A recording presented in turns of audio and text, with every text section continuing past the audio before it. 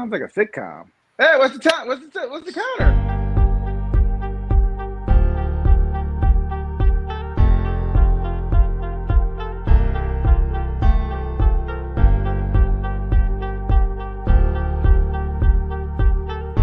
Seconds, y'all. We're going live soon.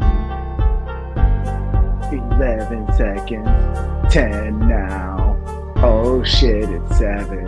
Now it's 4, 3, 2, 1. Welcome to another episode of the Couch Show. Man, you botched the whole intro, guys. Man, I love doing this. Man, you botched the whole intro. What's up with that? You know what? I pushed the button and it was like just slightly off of the button. So I'm over here clicking, thinking it's gonna like pop up, and it never did. Listen, we missed one episode because she doesn't feel good, and all of a sudden she forgets what to do. How are you getting your nails done when you're like, I have a headache? Oh, I have a headache. Let's see the broken one. It's not broken anymore.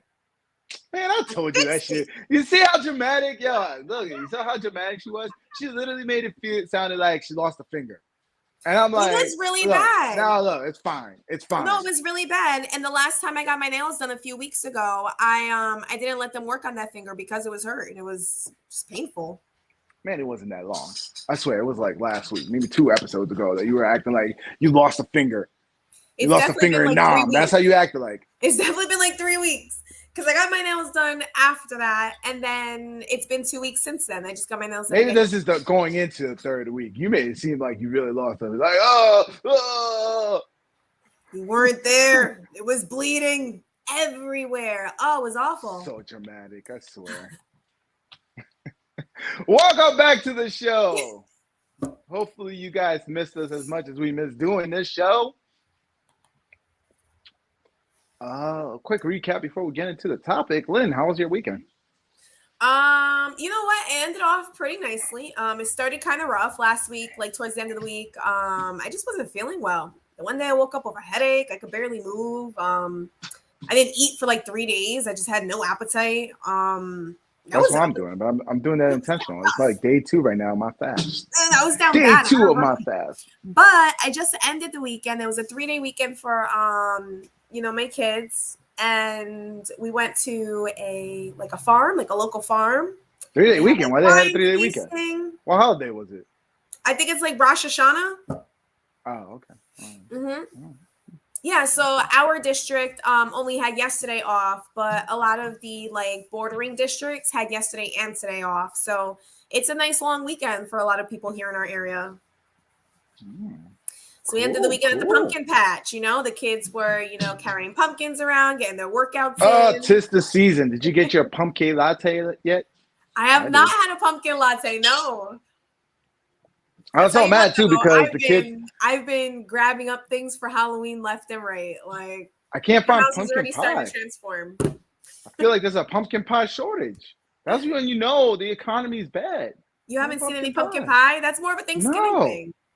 No, it's supposed to be this time frame. How are you going to tell me it's Thanksgiving when they got pumpkin spice lattes out already? Because you're supposed to take the pumpkins, you're supposed to have them like decoratively right now, and then once Halloween gets closer, you smash it up, you bake it, and you make all this great stuff like pumpkin pie. Ew, you making a pumpkin pie with a rotten pumpkin? Yeah. What's wrong with you? Yep. No, but seriously, that's how it goes. Like time of the year, pumpkin pie is for Thanksgiving, not October.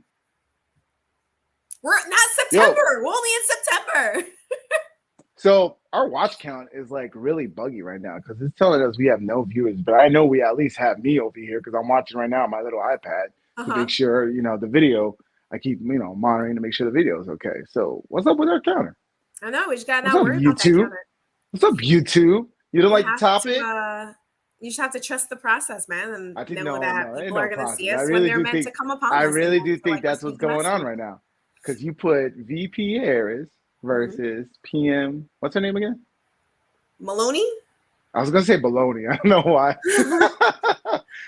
But anyway, right? You put that. And so they know that this is trending. This is trending news. They know that apparently they're already labeling the PM of Italy as a, alt-right and all this stuff. So you put that name in the title. Really? I think that's what it is. That. That's crazy. We're getting shadow banned right now. Are we getting shadow banned? Oh, jeez. No, we're not big Already. enough to get a shadow ban. But I think that's what it is. They're going to hold us down so that we can't get traction. That's what's, yo, I'm telling you, man, shady shit. Already started with the conspiracies on a Tuesday. Welcome back to the show, everybody. Y'all missed me.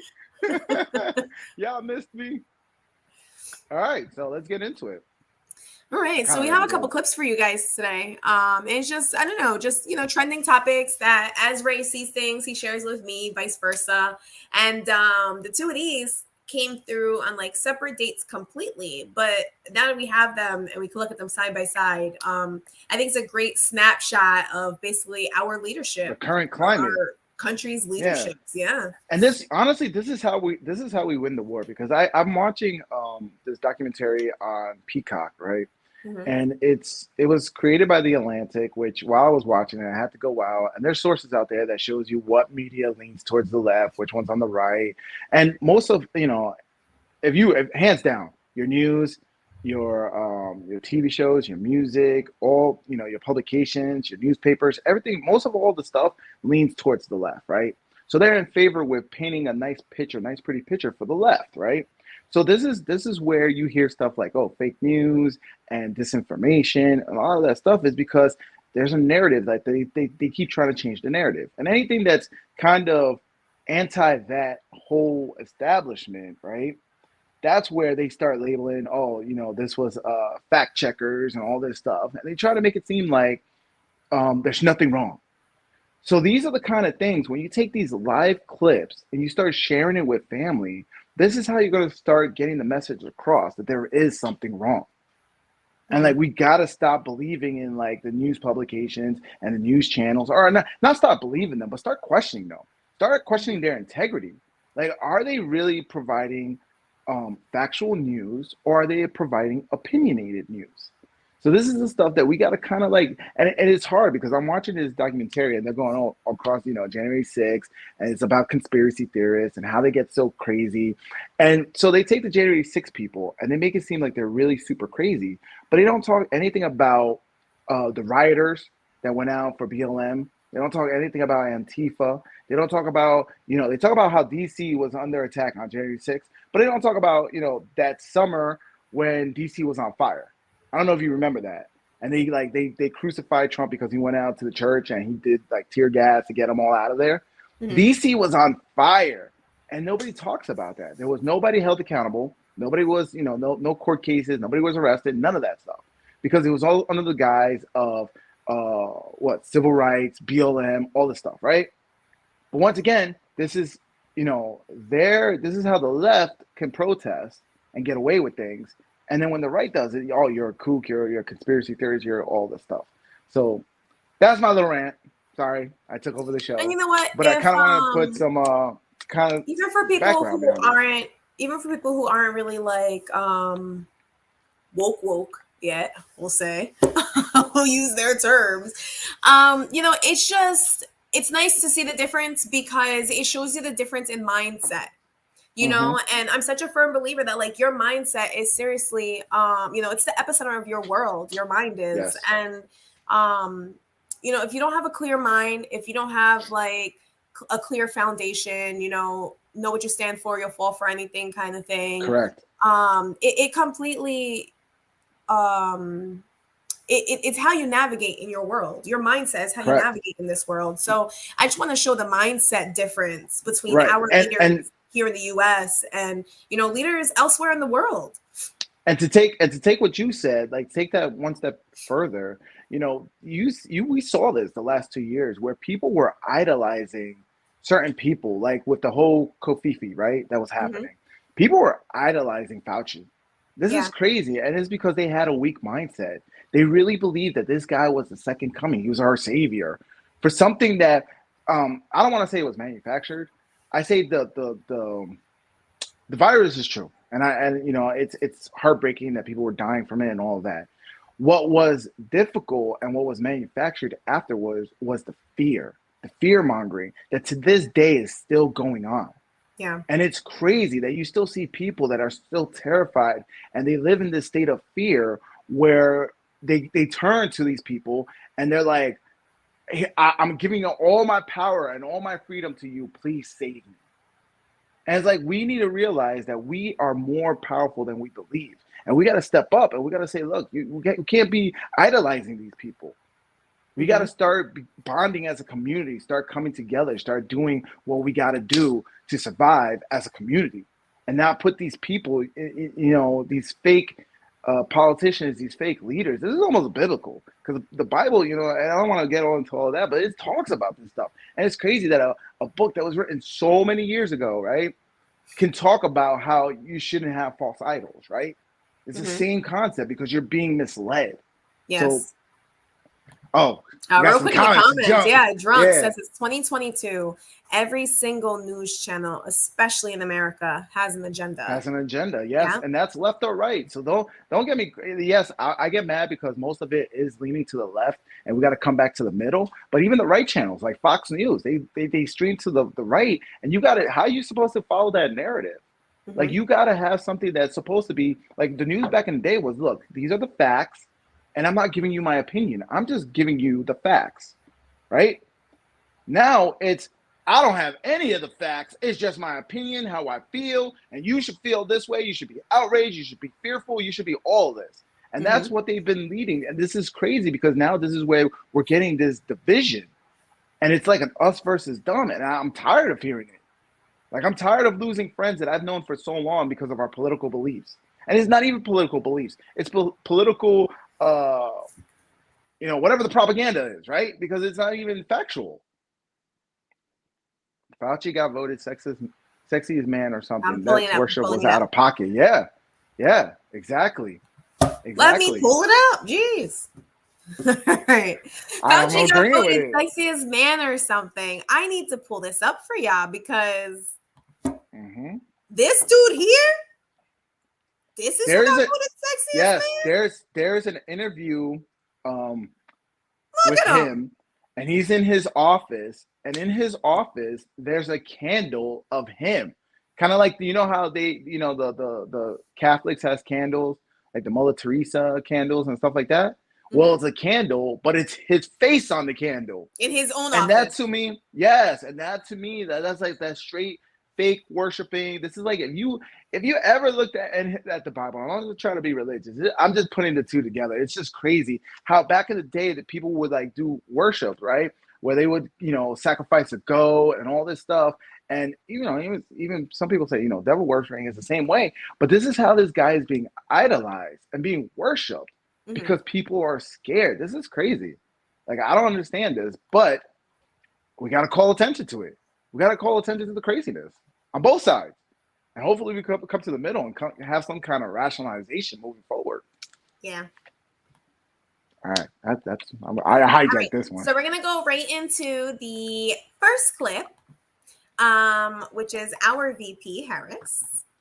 So we invested an additional $12 billion into community banks because we know community banks are in the community and understand the needs and desires of that community as well as the talent and capacity of community.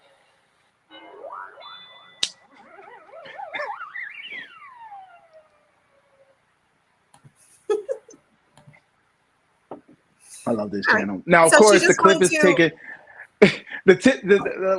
I'm gonna put some preference. I'm gonna be honest. It is a meme. It is taken out of context.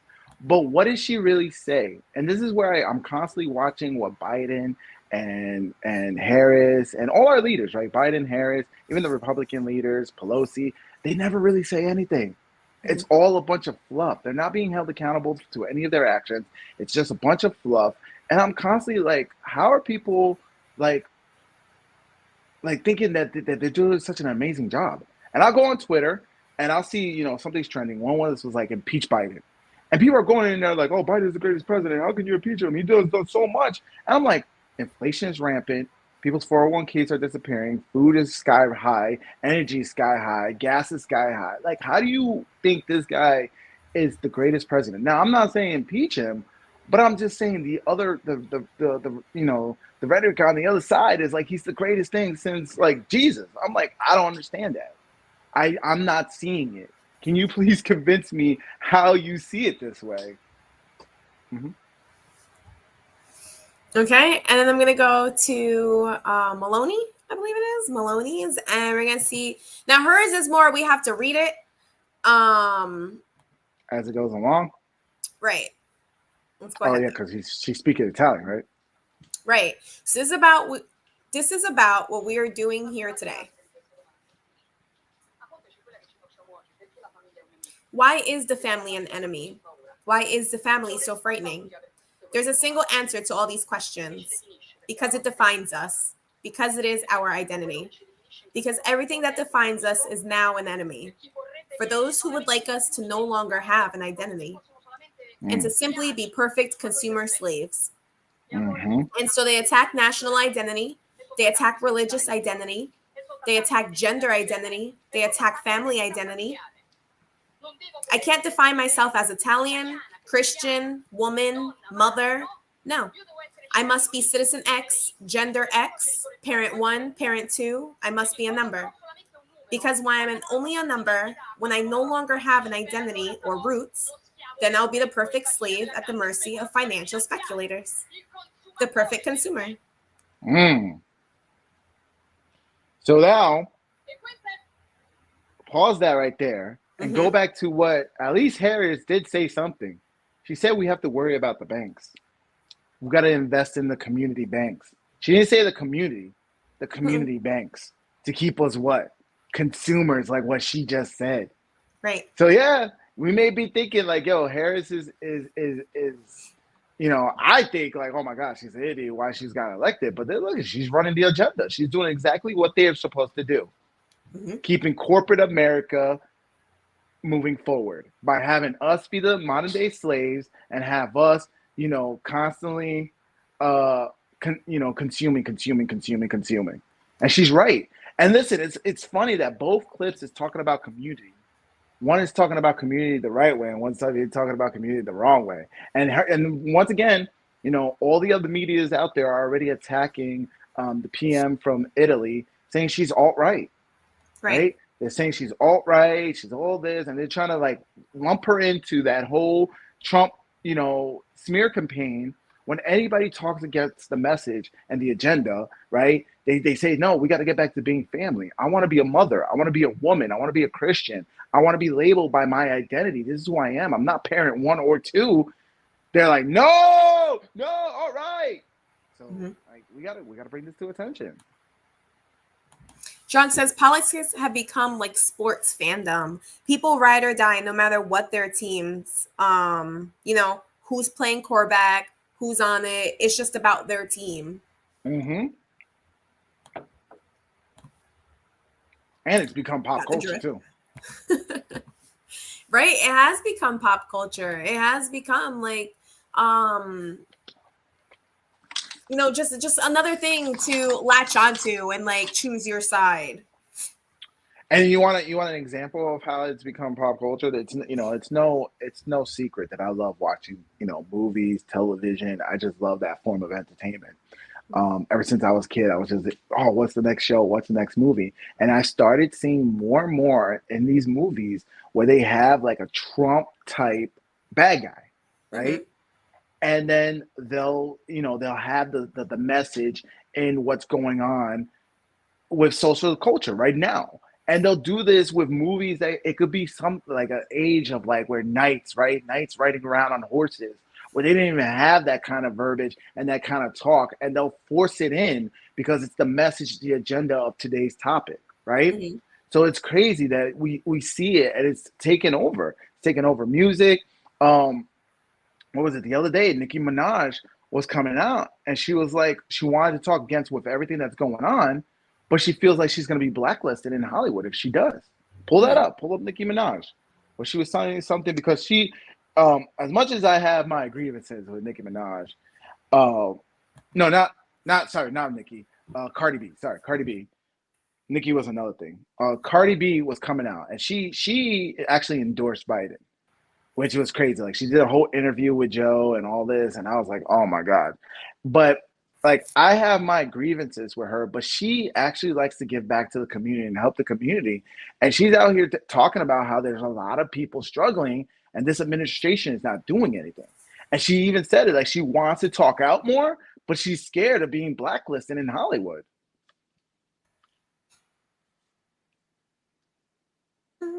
Are you talking about their conversation they had together?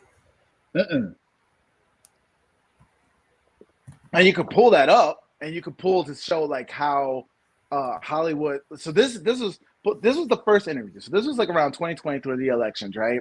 And Cardi B, right now, I think at that time she was trending. She was like number one because she had WAP out, and she was like the biggest artist at the time. And sure enough, she went and she she did the interview, and it gave him the boost, right? It gave him the like, oh hey, look, he's cool with Hollywood. Look, he's cool with what's popular. And this is what they've been doing for the longest time. They did it with Obama. They did it with I remember when Clinton was running, he was playing there's a clip of him playing the saxophone on the Tonight Show. This is what they do for the left to make them look like, hey, these guys are cool and this is the side that you want to be on, right? But if you go to Cardi B, just type Cardi B and go through like news, she came out recently and she's like, look, it's hard out here. Like Biden is failing us. This is bad. And like she wants to talk about this stuff, but whenever there's somebody in Hollywood talks about it, they get blacklisted. They get labeled. They get like what Junk said right here. He said Democrats have become so bad that if you don't lean toward a clear side, they will automatically put you on the right. Correct. So it's right now. If you're in the middle of politics, they're calling it alt-right, because the left has gone so far off to the left that the middle now seems alt-right. Junk said, I definitely saw Cardi call out Biden. Twitter comments was full of "you voted for him." Yeah, exactly. But you know what though? Even that, Junk, like I appreciate that, because maybe then she could turn around. And she could turn around with her followers and say, hey, look, I made a mistake. I'm holding the guy I voted for accountable. But there's people like my friends who are even worse. They voted for him. And I say, look, you held Trump accountable for so much of his action. A lot of stuff was lies that you believed in, and you held him accountable for that. Yet right now, you're not holding Biden accountable for anything. While our economy is tanking, inflation is roaring, gas prices are going up. He's in bed with China. He's in bed with the Ukraine. Like, why do we keep sending money to Ukraine? Who's voting for this? Like, I see homeless people rampant in all of our major cities. Like, I'd rather send the money there. Why are we not helping here in the States? It's our money. It's our taxpayer money. Why are we helping here in the States? Why do we keep sending money in billions and billions and billions to Ukraine? I don't understand that. It's like, if you want to poke a bear and you want to start a war, why not fight your own wars? Why are we backing them up? And now we're getting threats from Russia because we are backing them up. Like, to me, as a taxpayer, I'm like, why are we doing this? We weren't doing this before in 2020. Why are we doing this now?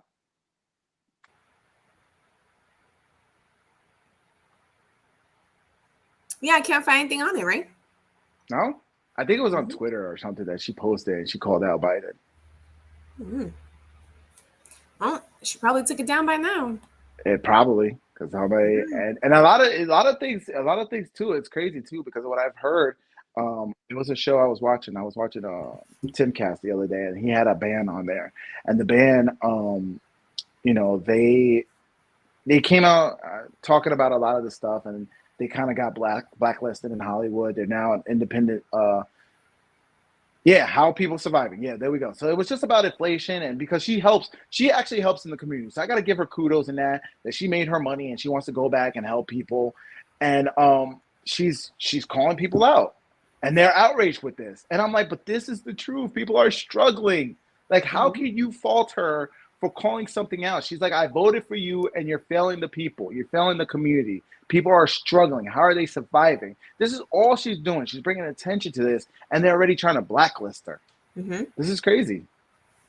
But this is how they do. This is the cult of the left, and this is like, we gotta break this apart. I don't know how we do it. Maybe more of us talk up like how we're doing right now, and we say we're enough. We're tired of this. We vote with our pockets, right? Maybe we stop watching the channels that promote this shit. I know I keep saying that, but I keep watching Disney, so I gotta I gotta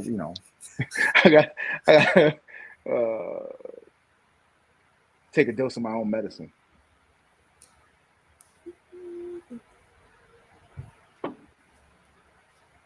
Come on.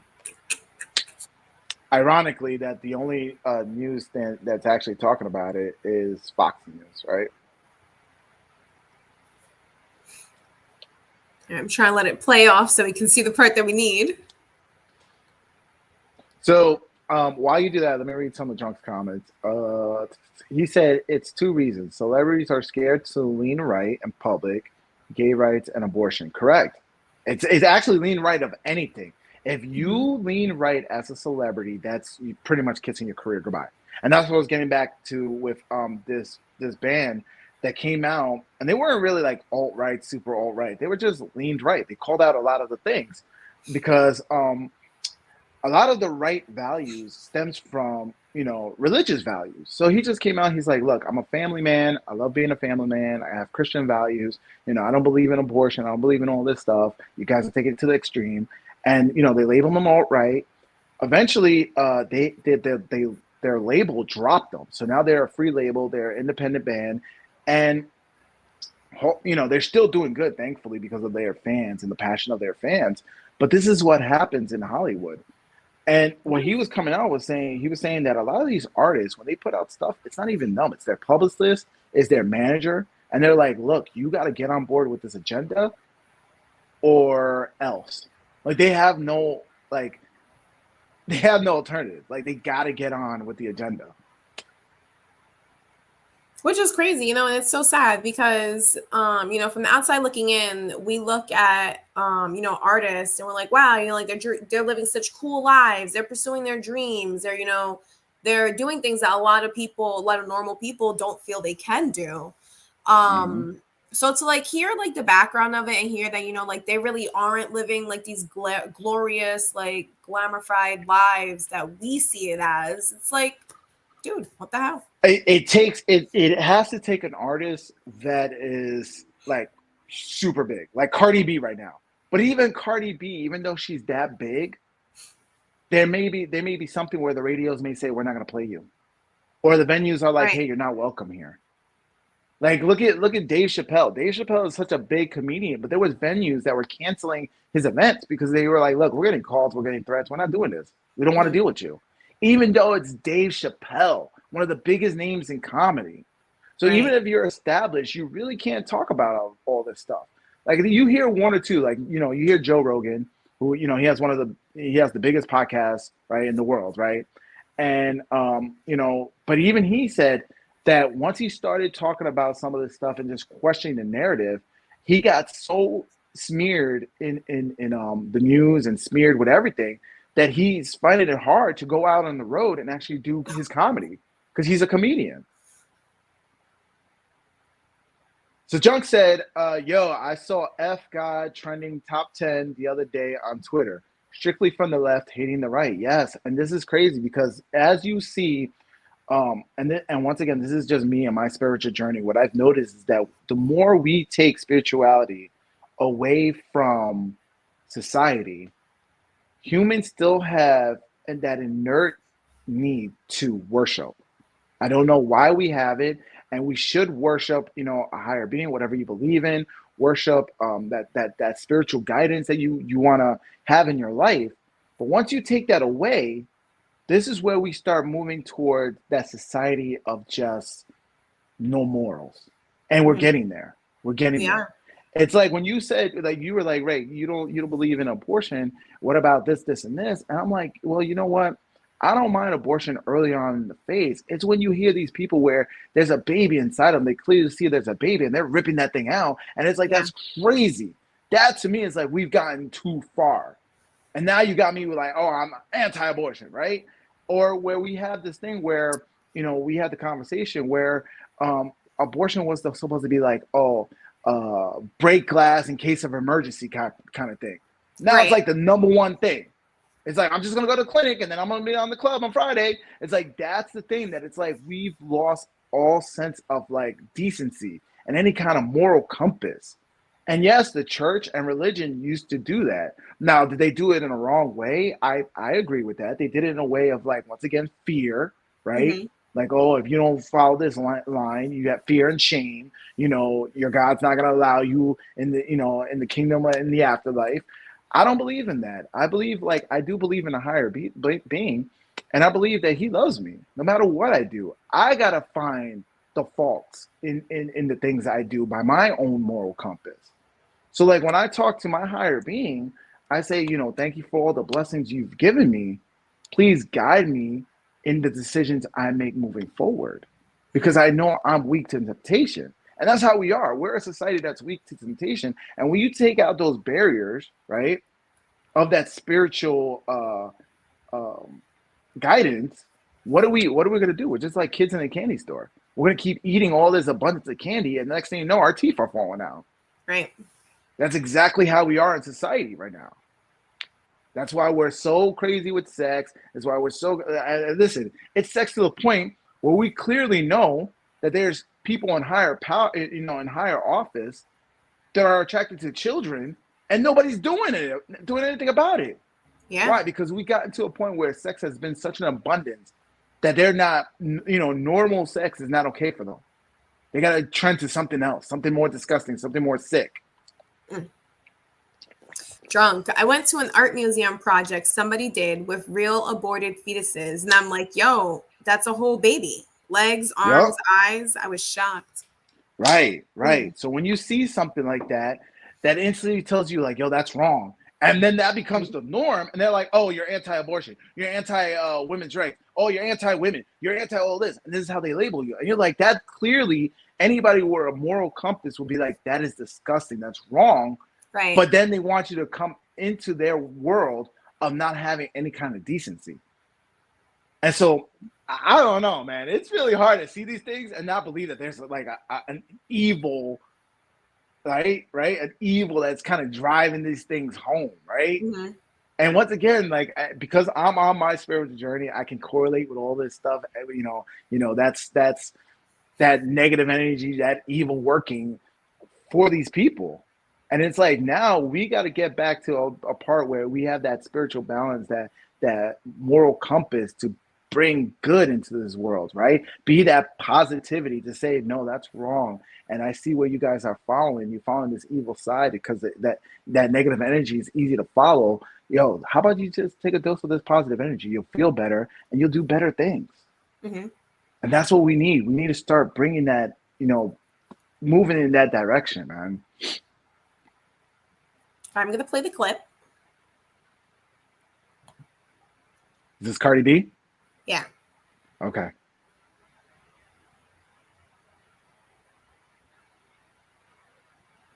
People for the past.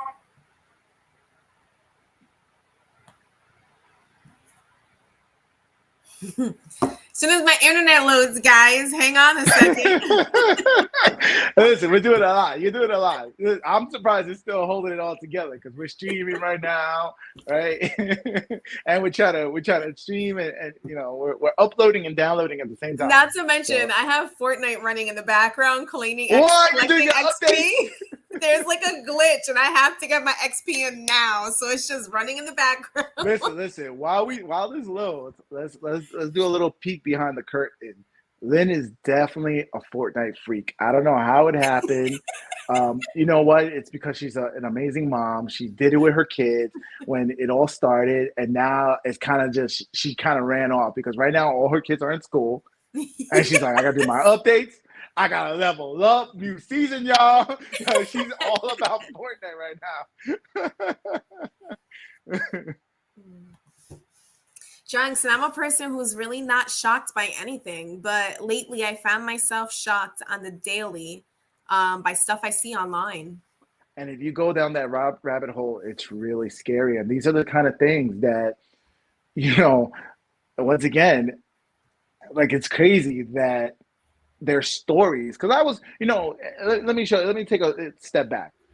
Our mother is, super religious. She raised us in Christianity. And I remember being a child where all these books, talked about the stories. And these were analogies of like what happens when your greed and, your desires run rampant, right? Mm-hmm. And I remember the one story of like, there was a city where people were doing all sorts of crazy things.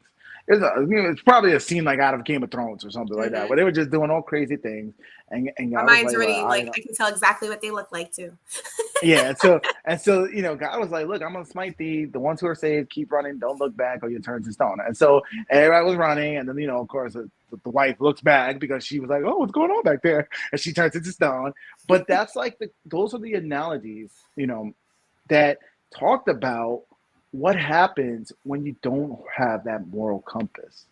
And once again, I don't want to push religion. I just think that it's ironic that we have this work of literature. Sodom and Gomorrah, where we have this work of literature that was written so many years ago that is literally applicable to what's going on today. You take away the values that every person can agree upon. Thou shalt not kill, thou shalt not, this, thou, all this, thou shalt not covet, thou shalt not steal, all this stuff. You take all that stuff away and look at what we're left with when we just are left to our own accord, right? Yeah. We gravitate towards that negative energy. And those rules of life is what keeps that moral compass for us to be in that positive vibration, that positive energy. Care for each other, value each other. Don't be so self-centered. Don't be selfish. This could even be applicable to dating and relationships. Like, people can't have relationships no more. It's just a physical thing. We're too caught up in that negative energy of give me my self-gratification now, me, that we forget about, hey, let me just try to have a bond with you. Yeah, let me ask you, are you okay? Like, how are you doing? Like, we forget all of that stuff. Like, me personally, I would like to, I would love to do the courtship stuff. Like, I think about back when you're in high school and you have that puppy love and that puppy crush and just the courtship and just like, yo, oh my God, I'm falling in love with you. That shit don't exist no more. That shit does not exist anymore. And it's sad because that's where you build those long-lasting relationships. When you wonder how are people married 20, 30, 40 years, it's because of that. They built the foundation. Yeah. I just met someone the other day. She was celebrating 40 years of being her husband. I was just like, wow. Wow. That's 40 amazing. years. You don't see that That's anymore, amazing. And then you don't see that anymore. You don't. And the sad part about it is, like, when you see like people breaking up, be it being marriages or families, and the fact that they go and once again they rely on the federal government to get involved, it's just it takes away everything that's magical of being that. Everything that was magical of your marriage is dead now because you got to go through the whole court systems, right? And I don't understand it. I don't understand how people at one point said they love somebody and then turn around and be so vindictive. Like, everybody I ever said I love, I may not be currently saying I love you. I may not be in love with them, but I still love them. I love them from afar, and I wish them happiness. I think about it whenever they come into my mind. I say, I wish them happiness. I hope they find some balance in life. I hope they find, because life is short, it's fleeting, and I hope they don't have to find any struggles in life. Like me, I could do that. I could say, look, I still love you, and I love you from afar, and I hope that you find blessings. Not to get all relationship-y, but y'all give good relationship advice, and I've got a question. Yeah, let's hit it up. While you type your question, let's finish the Cardi B. Let's get right into it. And we'll see if this clamp will flow. I've been helping so many people for so many years. I never have helped out so many people for the past 7-8 months. And I remember something, right? Let me tell you something. A couple of months ago, I was helping a cousin get an apartment, right? And now I'm helping somebody else get an apartment. Bro, I was looking at some areas, the way that the prices soar up, the way that the prices soar up, because I'm guessing that even no motherfucking inventory when it comes to homes they're selling right now. Nobody's even trying to sell their fucking homes. So everybody's like, yo, when the interest rate is good, that is high, that's great because people have to fucking sell their home for less, so you can buy a home for less. And it's like, bitch, it doesn't matter if the interest rate is motherfucking high as fuck. And actually, bitch, there's not even inventory. That's one, but that's another shit. Now let's talk about the fact that the fucking rent. I was talking about buying house. Now I'm going back to rent. Like, how are people surviving? I want to know. You know, like my family and my friends, they're so grateful to have me. But it's just like, yo, what happens to people that don't have a me? What's going on with the people that don't have a me? Now I just read some shit that like Britain and LA, they're gonna start having more blackouts because Britain gotta pay double the price when it comes to electricity and LA and shit. And sometimes, you know, one thing that people was coming at me every single time that was saying that something bad in the economy is happening. And people be like, well, you was the one that told people to vote for Joe Biden. But this is the thing, right?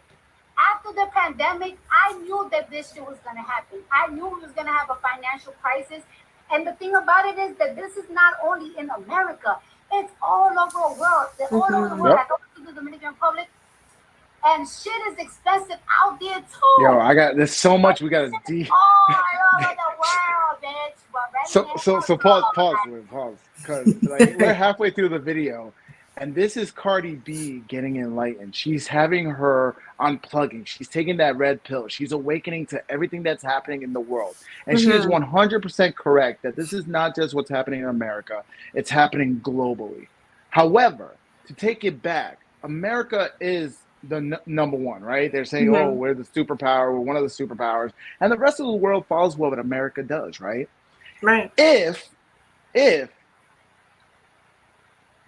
Kofifi pandemic wasn't taken to the extreme that it was taken to, we wouldn't be feeling what we're feeling now. Is the effects, is the fact that we shut down. And the guy who was in office at the time was trying to get things back open. He even said it. My goal is to have us back open by Easter at the time, right? He was like, we're opening back by Easter, right? Remember, it was 2 weeks to flatten the curve. But what is it saying? Don't let any crisis go by, don't let any crisis go by, right? We had an election going in that year. So how's people not seeing that the correlation that they inflated the response to Kofifi to drive that election? Like, I don't see how people don't see that. And she helped with that because she did that interview with Joe, and she was like, oh, you got to vote for Joe. You can't. But you know what? I don't fault her because even though she's a, even though she's rich, even though she's famous, all this stuff, she still was manipulated by the propaganda that's out there. And now she's getting that awakening. She's getting that awakening, and she's like, yo, how can people survive out here? Mortgages are going up. Interest rates are like 6% right now. Yeah. I don't know what you got locked in then, but mine's was like 2-3%, somewhere around there. Yeah, mine is, I think it's like 2.8 or something like that. I have a good one. I had to refi because of Kofifi and all that. So this mortgage rates are at 6%. The common person, right, can't afford this stuff. Yet you hear about these corporate Americas, right? You hear about BlackRock buying up properties left and right. Why are they buying up properties? Because they don't want us to own anymore. They want us to rent. They want us to be dependent on that. And that's what she's saying. Like, how are people affording rent? Yeah. Right. I have a friend who lives in Orange County, New York. And she's facing a bad situation in her house. She's been in her house. She's been renting this house for 5 years. The house changed ownership.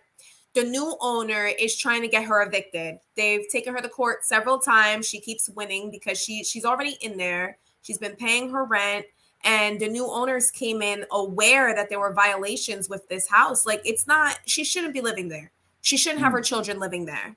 Like this house, it's run down. There's paint chipping from the walls. There's leaks. There's multiple violations with both the city and with, I think it's the city and something else, but there's major issues. So she's like, well, now what do I do? What do I do? We're going into winter. She has X amount of days to leave, and she has nowhere to go. There's no one renting, and no one's selling. And like Cardi B actually spoke about this too. There's stuff. Look, energy costs are skyrocketing. So there's literally countries out here that are curbing people's use. And they're fining people if they're turning on the lights, and let's say they want to keep their food refrigerated. They're fining them. They're like, no, you have a cap. You cannot use any more electricity. You can't use any more power. And I know I sound like a Trumper when I say all this, but there's clips of Trump actually telling Germany, like, look, you're dependent on Russia. Like, you got to be self-sufficient. You got to stop doing all this green initiative. You guys got to stop doing this because you're going to find yourself where you're hurting. And sure enough, right now they're hurting, right? He spoke about this. He was like, if you elect this man, your economy is going to collapse. And it's happening. He said the first thing you're going to do, your gas is going to go up. It's happening. It's like right now, I get it. We need to have this whole move to alternative energy. We got to move out of gas. I 100% agree with that. But right now is not the time to do it. Right now, it's to get the American people back working. Let's get working. Let's get the economy flowing again, and then we could talk about alternatives. Especially when the alternative, you don't want me to use gas, but then what? How much is an electric car? 60 grand? Yo, the normal person doesn't have that. Right. Like, what are you trying to do? Like, I feel like they're trying to eradicate the poor, especially. And even the middle class is hurting right now. I think they're trying to eradicate the middle class too. I mean, if they're trying to eradicate the middle class and the poor, all you gotta do is give us some money. Just let it flow down, and then we could be high like y'all. They won't do that because they think they're better than you. They think listen, they look at us as being inferior.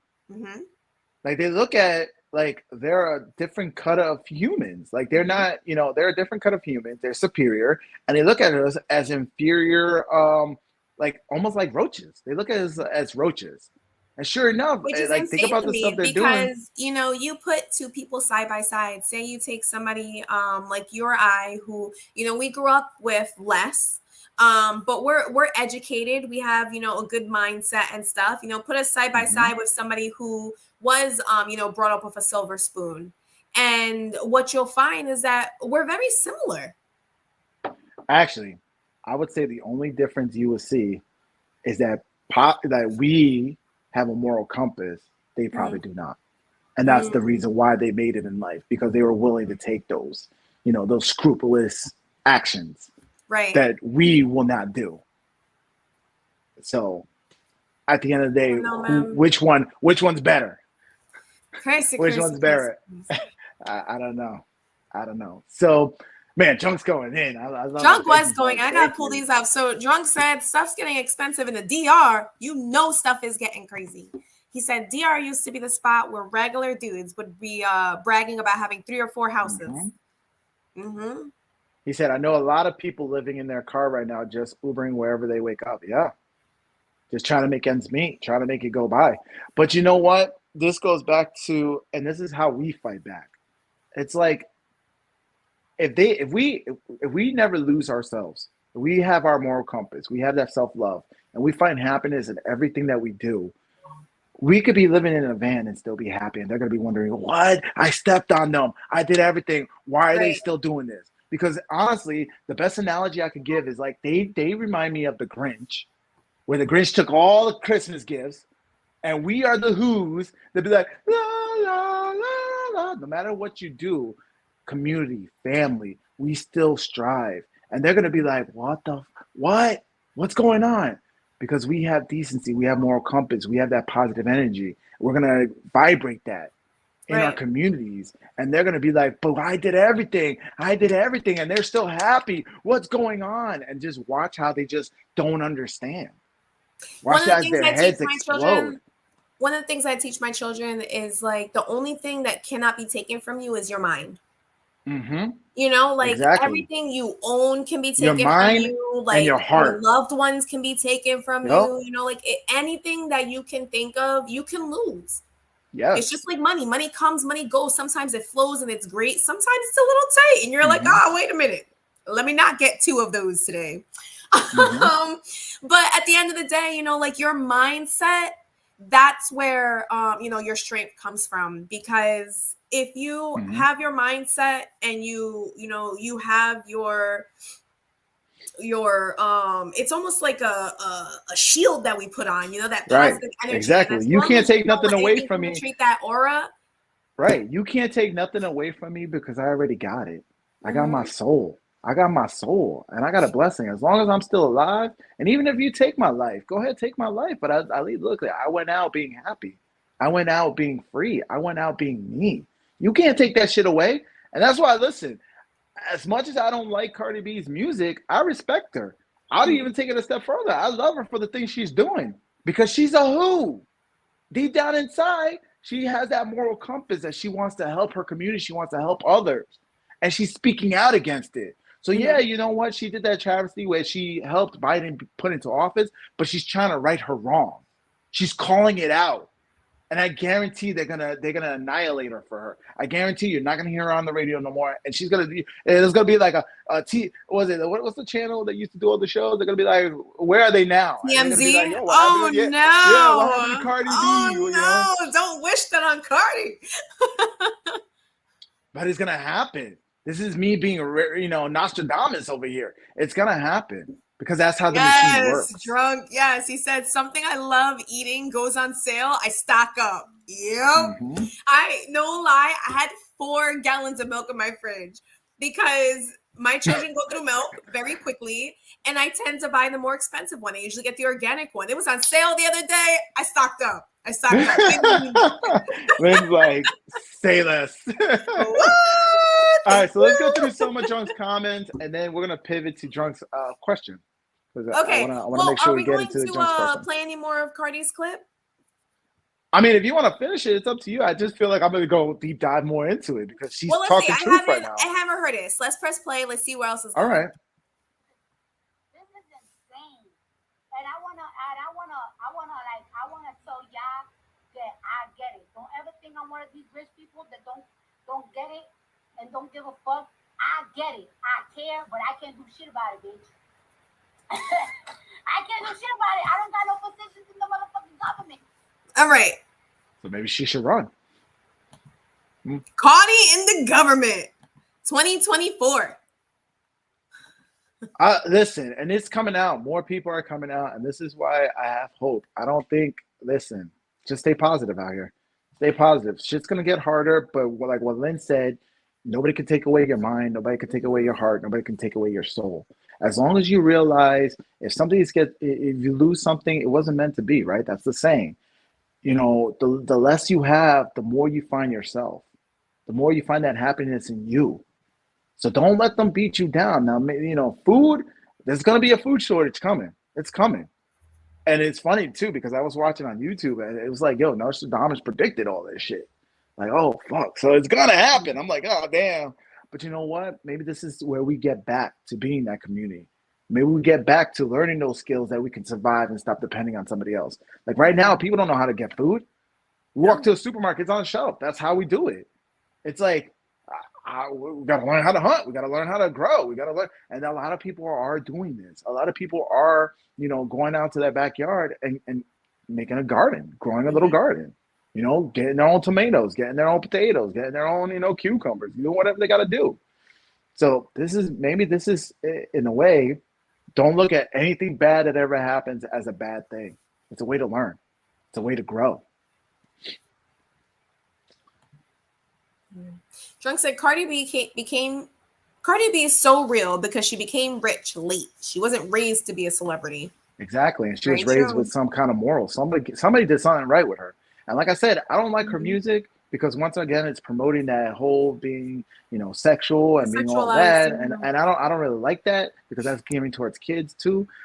But I respect what she's saying right now. She's calling things out. She's taking that red pill. She's awakening to all the injustice that's going on here. Now, is she going to take action? Who knows? Because her publicist might have came to her manager might have came to her, the label might have came to her, and she got a good thing. So is she willing to risk losing all that?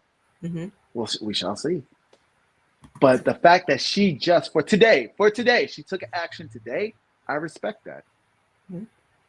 Stuff is getting so expensive that I grocery shop now based on sales in the paper because my regular items are twice the price as before. Yeah. Drunk, I can attest to that. I no longer throw it out. Like usually, every week you get those circulars, like the from the supermarkets. I used to just throw it out. Looking at that. Yeah. I start looking at it now. Yeah, I'm like, what can I get? Me personally, what I started doing was I started cooking more. Just a simple act of cooking more. We started eating healthier because I'm cooking at home because eating out is too expensive, right? All the processed food is expensive. Mm-hmm. Excuse me. So what I started buying was, like cold cuts so that my kids can make sandwiches, and even that's expensive. And then just making meal prepping, cooking for them, cooking more stuff at home so I could save a couple of dollars. But even that, your proteins are super expensive. Any Yes. kind of meat is super expensive. Except pork. Like Pork is still affordable. The Puerto pork's a Ricans little are too bad for happy. you, but Hello. hey. Yeah, but like I'm used to having chicken, and I'm like, oh my god, chicken's so expensive. Right? And chicken is supposed to be the cheap meat. It is. It is. Jeez. All right, so Drunk, I am going to pull up your comment, the relationship comment, if I can find it. All right, it says, how do y'all feel about people saying you should be friends with a person first before you date them? Ray, do you want to go into it? I would take it twofold. Okay. One, they're naive because they don't understand modern day dating. Okay. And two, I commend them because that's what it really should be. But unfortunately, you can't do that in this day and age. Mm. So we can kind of dive into that. But like, I love that. I would love to get to know somebody and, do the whole courtship and all that stuff because I do believe that that's how. Because when you get into a relationship, it should be about where is this heading, right? Are we looking to start something? Are we going to build our legacy? Are we going to build our castle? And are we going to move into marriage?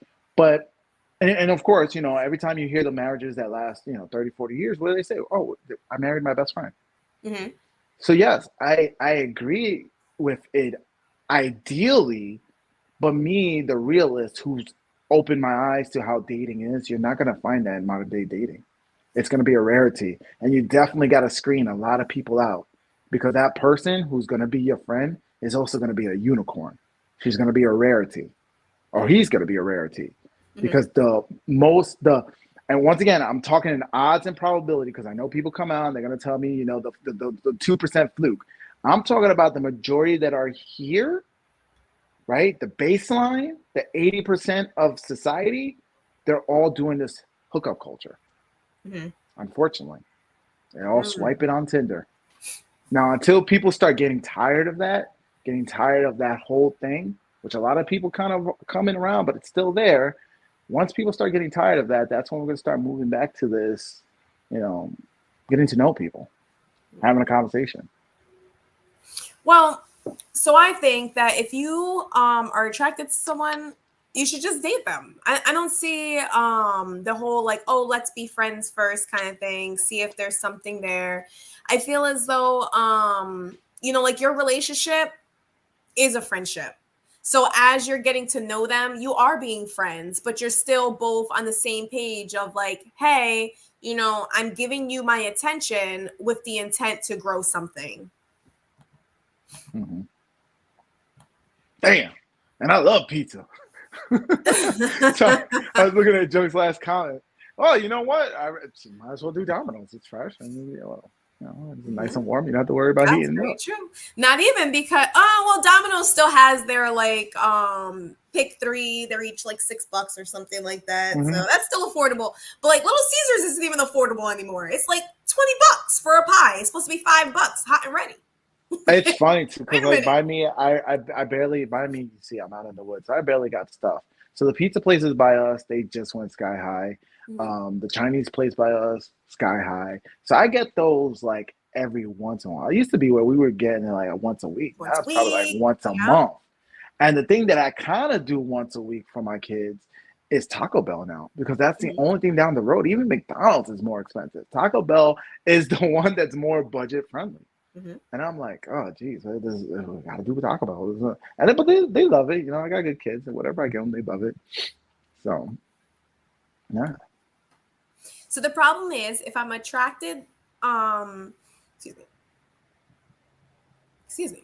The problem is if I'm attracted to a woman off the rip, I can't just force myself not to be attracted to her for the sake of doing it the right way. Right. Correct. And I think in, having that relationship with her and starting something with her, you are also exploring that friendship role because at the end of the day, you marry your best friend. Do you know who is supposed to force you to be like that? She is. It used to be where she would make you wait. She would make you work for it. And that's where you Mm-hmm. would get to know her. And listen, ladies, I love you. And I want you guys to be that, have that independence and be strong and empowered, but it's not being sexually promiscuous. Yes, Right. I understand that men are like that, but you're not supposed to be like that. We're different. You guys got different energies, Mm-hmm. you know? Value yourself in that sense. Because a man does get his it's weird because a woman loses her value the more, or she loses her self-respect the more she sleeps around, or a Mm-hmm. man gains more self-respect when he does sleep around. That's how men and women are different. And the fact that women are like, hey, well, men could do it, I could do it. No, you can't. Mm-hmm. Because you got to understand that if you want the guy to stick around, you got to make him work for him. You got to make him get to know you. Like, women forgot about that. Like, if a man is all about getting this and you're giving it up on day 2, why is he gonna stick around? Mm-hmm. And then they're wondering, like, where are all the good men gone? Well, you fucked them and left them. You fucked them and he left you. That's what happened. So, like, yes, look at Jug said it. Pull up his comment again. Pull it up again. He's like, because it nails it. Boom, right to a T. And this is where the ladies gotta realize this. The problem is, if I'm attracted a woman off the rip, I can't just force myself to not be attracted to her for the sake of doing it the right way. So that's where she's supposed to make you wait. That's the game. So if you are like, yo, I want to smash, I like you, I want to smash, like, you're not trying to get to know her, you're just trying to smash. Right. And she's supposed to be like, no, get to know me. And then you're like, okay, I'll get to know you. And then once you guys get to know each other, and then you're like, yo, you want to go check out a movie? Yeah, let's go check out a movie. And then it's not about smashing anymore. Mm-hmm. It's about, yo, I like your company. And that's what we're losing in society. Right. And women love to say, like, oh, if a man could do it, I should be able to do it. No, because you're not a man. You're a woman. So, yes, I understand. Look, I understand the feminist message where a lot of things was like, if a woman wants to work or she wants to vote, I'm not going back and saying, no, don't take none of that stuff away. But we got to the point where a woman thinks like she is not of value unless she acts like a man. Mm-hmm. And I'm tired of that. I'm sick and tired of that. A woman is of value when she acts like a woman. So start acting like one. Be that femininity. Be that thing that men are supposed to, like, what was it? Helena Troy. Men will get awards for women. I don't condone it, but that was the power of a woman. Like, what happened to society? Why did we lose that? Women are becoming more masculine and men are becoming more feminine. It's crazy. We're living in freaking Doctor Who, and that was it, not freaking Dr. Seuss book or some shit. It's fucking weird. It's the opposite now. A lot of women start the sexual activities, and I'm like, this is too early. Too early for this, because I know I'm not going to value her the same. And you know why they do that? Because they think that that's what they have to do. Mm-hmm. They've been told this message over and over again that if I'm not like this, I'm not strong, I'm not powerful, I'm not a woman. And it's sad because women are losing themselves with this whole feminist narrative that is out here. Trunks, I remember when there was a lead up to actually smashing. First base, second base, third base date. And at the time, I was going, but I low-key missed those days. Yes, I missed that too. I missed building up to that. The whole, like, oh, like the whole puppy love, the whole, like, high school dating, the whole, like, oh, does she like me? Does she not? I don't know. And then you finally hold the hands and it's like, oh my God, we're building up to the next level. It's because you were building up that intimacy of, yo, she's digging who I am, not the whole physical act of it. You get what I'm saying? Like, that's what we lost. And going back to, like, what I'm attracted to now that I'm standing my foundation, having my boundaries, is somebody like the PM of Italy who was talking about, yo, I want to be a woman. I want to be a mother. I want to be this, Like, she's literally saying, I want to be a woman. I don't want to be whatever else everybody's saying. Right. And when you look at all the other women, they just want to be the same, and they're all the same. Look at all their Instagram. They take the same photos at the same spots.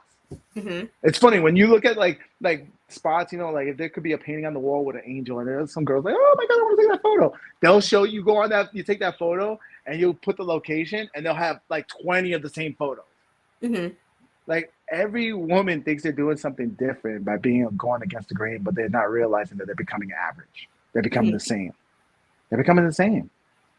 And these guys out here who finally figured out the system and they're out here smashing and they got their notch counter up. At the end of the day, they're like, man, all these women are vapid. They're the same. They have nothing. And I miss having something.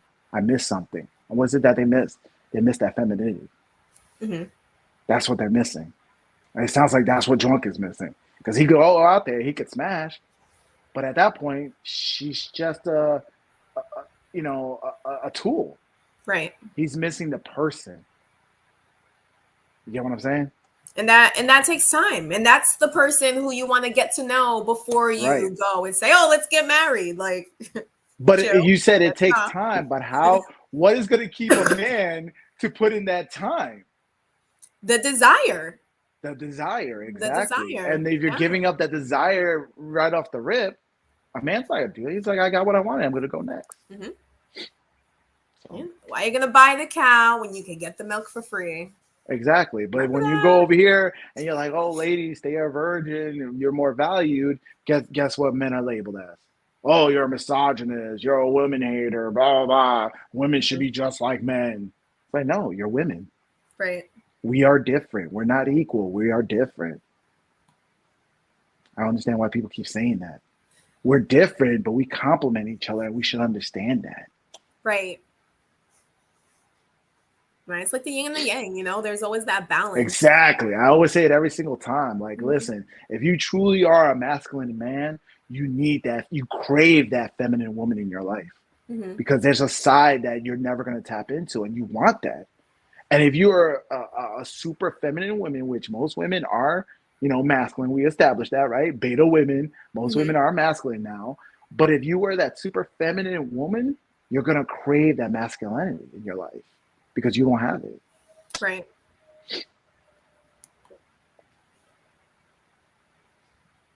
All right. So, oh, man, we got some more comments. Let's see. So, once I was actually messing around on the first date and she wanted to go all the way. And I'm like, nah, because I really like you. And I ain't trying to do that. I'm trying to do you like that. And I never heard back from her. Exactly. Because you know why? You were in a feminine frame. That's the feminine action. To tease and keep moving, right? The fact that you didn't conquer her and you weren't in that feminine frame. You were in a feminine frame. You weren't in your masculine. You weren't in that masculine energy. Because men are supposed to conquer. And women are supposed to be like, no, you can't savage me. You got to wait for it. Right? That's how it's supposed to be. And because you did it, you weren't in that masculine frame. You were just like, she saw you as a punk, bro. I hate to say it. I love you, Junk, and I love where you're coming from, but that's what she saw. But unfortunately, that's because she was in that masculine frame. Right. So because it used to be like if a guy is the one who's like, oh no, I don't want to make you, do all that in the first date kind of thing. Like the girl would be like, oh, like he's so nice. He like he actually cares for me. Like those would be good things, but you know what? But you know what, Fuzz? Don't. I mean, not Fuzz. You know what, Junk? Don't beat yourself up. The game's all messed up. Because think about that scenario, right? If she really wanted like that, the type of masculine energy she wanted, you wouldn't want to bring that anyway. It's like at that point she wanted to be conquered so bad, like she needed to have like there's no at that point there would have been no intimacy, like no connection. It would have just been like harder. That's what she would want it because she wanted more masculine energy because she was here with the masculine energy and she wanted to be here with you, like she wanted you here. So that's not, I don't know. To me, I don't want to do that. That's what I'm saying. I want somebody who's like super feminine energy so I could come in with my masculine energy and I could feel okay. I'm not trying to be somebody I'm not. Said you're right, but I just noticed But I just noticed me not getting attached to these women and I was trying to do something different and it backfired. Because they're not there for that. They're not there for that. You gotta, if you're gonna be, and I get what you're saying, you're longing for that connection, but you need to find somebody that's super feminine. You gotta find that alpha female who is alpha because she's portraying an abundance of feminine energy. And then when you come through, you just being you, she's going to accept that. Right now, you're dealing with a lot of masculine women. So you have your fun because that's what they're going to do and keep it moving. Those are the type that you want to try to build a relationship. Those are the type that's going to challenge you every step of the way. Mm-hmm. She's going to be like, why am I following you if I have more masculine energy than you do? Mm.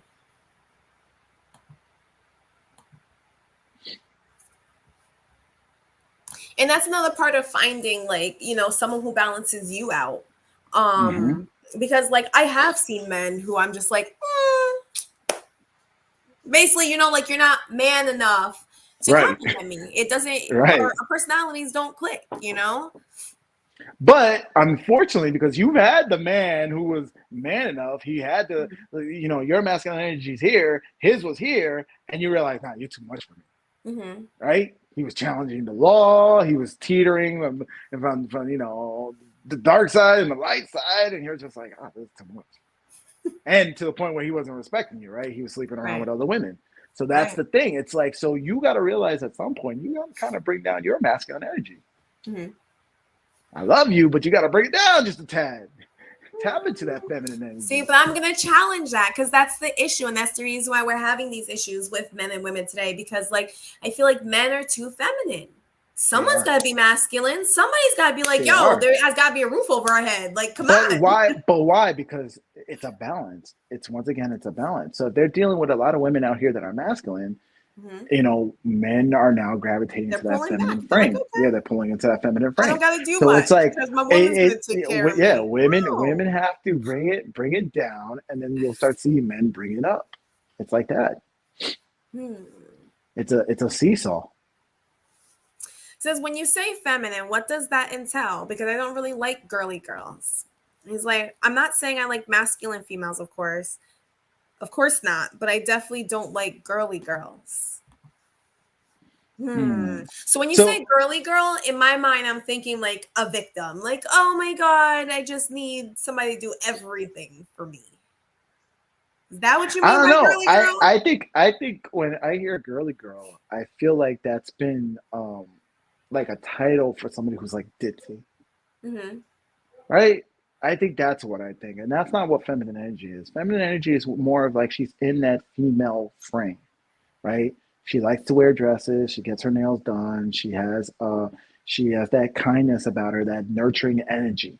Remember, you know, women tend to be mothers, right? And women have an abundance of this. I will nurture children that's not even mine, right? That's where it takes that whole community, right? It's like, oh, it takes a community to raise a child. Well, who does that? It's the women who's got that nurturing instinct in them. So that's like what you're looking for when it comes to feminine energy. Somebody who has that nurturing spirit, who's more outgoing than about herself, right? And basically a victim type. That's what he's thinking when he says girly girl. He's thinking like, oh my God, save me, kind of thing. The damsel in distress type.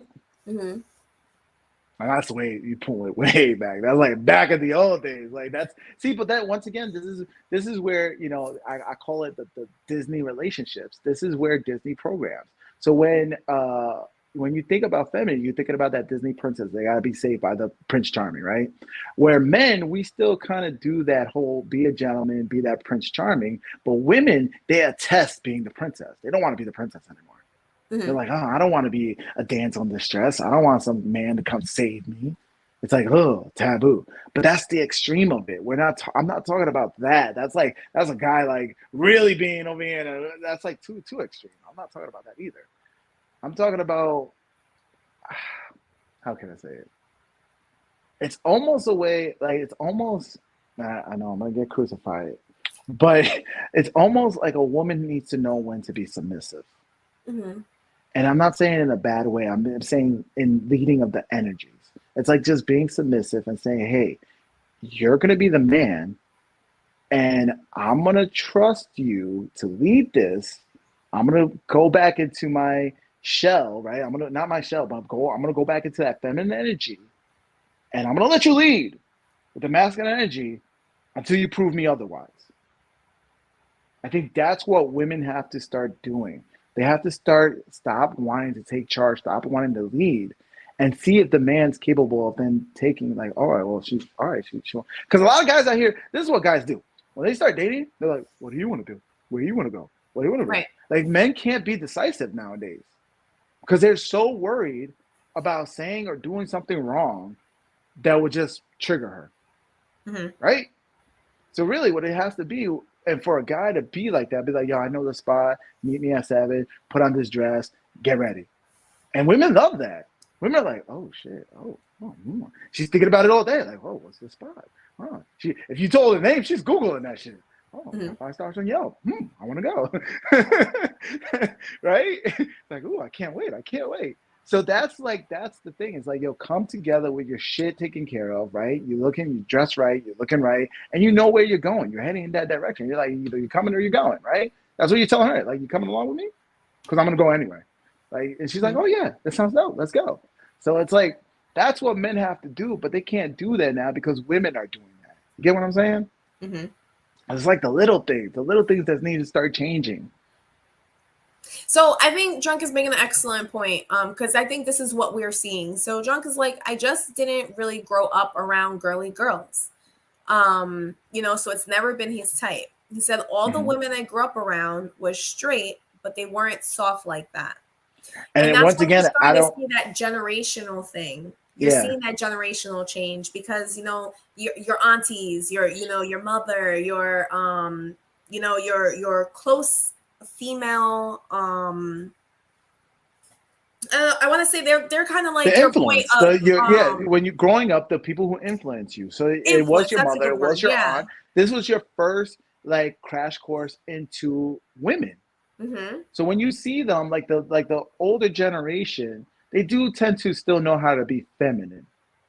Well, like, no, I think Ma this is still the knows how to thing. be So feminine. you have to analyze those people in your life and see what kind of relationships they have, because those are the kind of relationships that in your mind were normal. So if those women were mainly, like single, strong females, they're not falling into that category of feminine because they were already pushed to, be in that more masculine energy of providing. Versus you looking at all your aunties and they're all married and they're all, you saw their relationships as you were growing up, and you saw kind of how like men and women have like a balance of power and a balance of personalities within their relationships.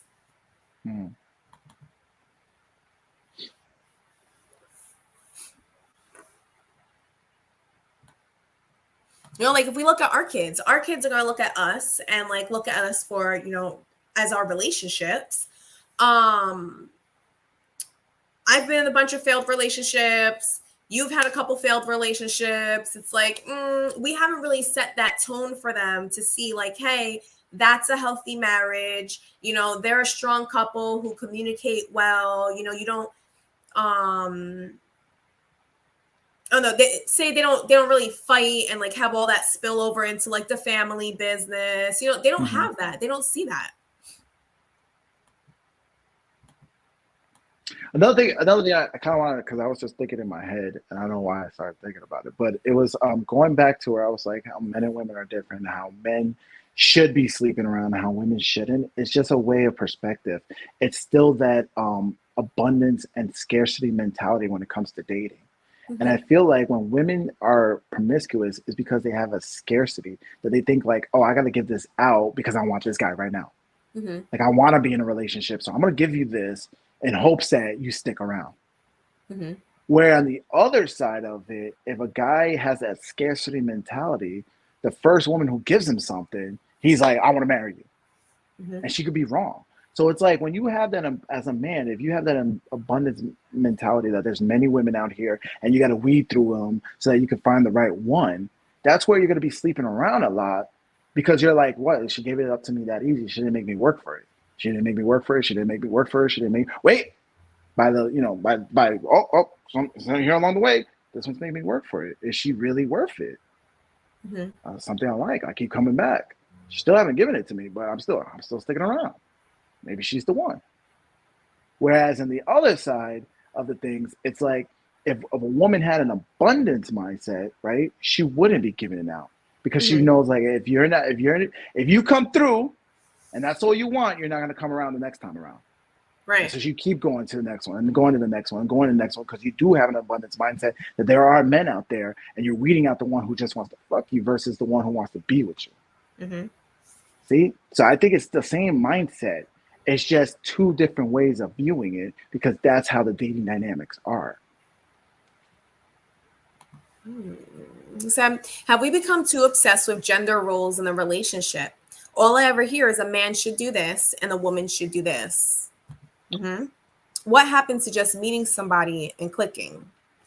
I think once again that all stems to whatever you want to listen to, however what society wants to do it. You got to understand the whole dynamic of energies and the balance of it. It's like if the energy is not right, if it's not clicking, because well, Lynn said yin and yang. So if I'm here and she's here too, it's not going to click. It has to be like a seesaw, and it has to balance that way. Because that's what makes it, the dynamic of it just feels so fluid, if that makes any sense. So like I could go out and I could be like, oh, you got to do all this, but you just got to fight to find the other person who's on the opposite spectrum of where you are. Because if you don't find that, you're gonna be bunking heads, and this is where we're finding in a lot of relationships. It's like a lot of people are just bunking heads, and they're arguing more than they should be happy together. Unfortunately. Because the energies are not aligning. And there are so many different things, especially once you're older. I feel like when you're younger, say like in high school, and you're trying to date middle school, high school, you're still at a point in your life where you don't really know what it is that you want in life. You haven't really established your mindset, your your moral compass. Yeah. Even. So, like you meet somebody, you're kind of vibing and you guys are establishing that together. You're going through adolescence, that coming of age together. And that's much different than, hey, now you're in your 30s and you're trying to, find somebody out here. People are already like set in their ways. They have their mindsets. Yes. They know what they like. They know what they don't like, kind of thing. They automatically throw a tantrum for X, Y, Z. And this is where you get, a lot of the women who have this bad rap about, oh, well, they just, explode. They just go off. Like, yeah, because they're already kind of stuck in their ways. So it is a little different when you meet somebody like that, because then you're getting to know who they already are versus exploring and learning each other as you're growing together. Right. So going back to what you said, as far as back in the high school, when you are learning, think about what your moral compass is. Your moral compass is really only your parents. You're not jaded by life experience.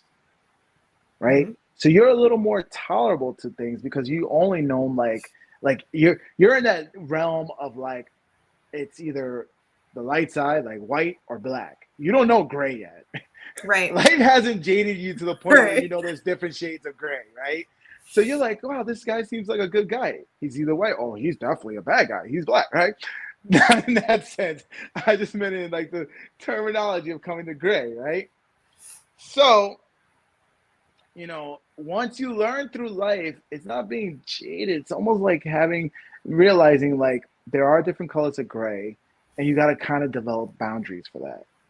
So with that said, like, Drunk, you, me, we're all out here and we're like, man, we kind of wish we can go back to where things were just black or white, right? Where it was just like, it's obvious you're good or evil, right? It's not this whole gray area because that's where it gets complicated. And it's like, is it really complicated? Or it just means that when you're dancing around the gray area, you just gotta have more boundaries.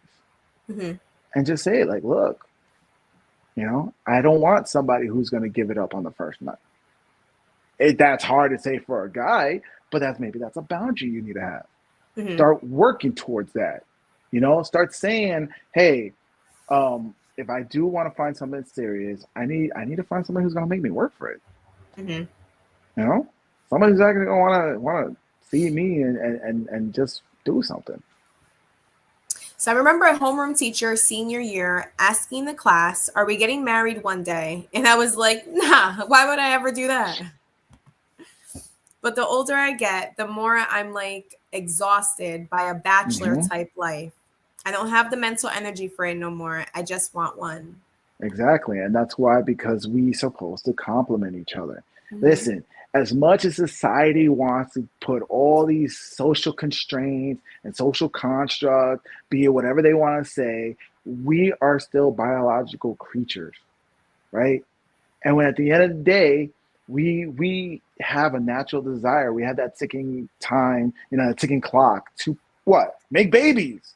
Mm-hmm. And you don't want to make babies with a random person. You want to make babies who you know is going to take care of your baby as a man, right? Mm-hmm. Or, for women, you want to make baby with the one who's going to be strong. Your baby's going to survive. Your baby's going to have good traits, right? So those are those natural instincts that we got programmed in us. So as much as society tells you, oh, go have fun, live that bachelor life. You don't need nobody. You're strong. You're independent, whatever. That's still ticking inside of us. You can't go against that. That's natural. But unfortunately, we think we know better. We think we know better. We are our own downfall. Yeah. And our toughest critic. Oh my God, we are so hard on ourselves.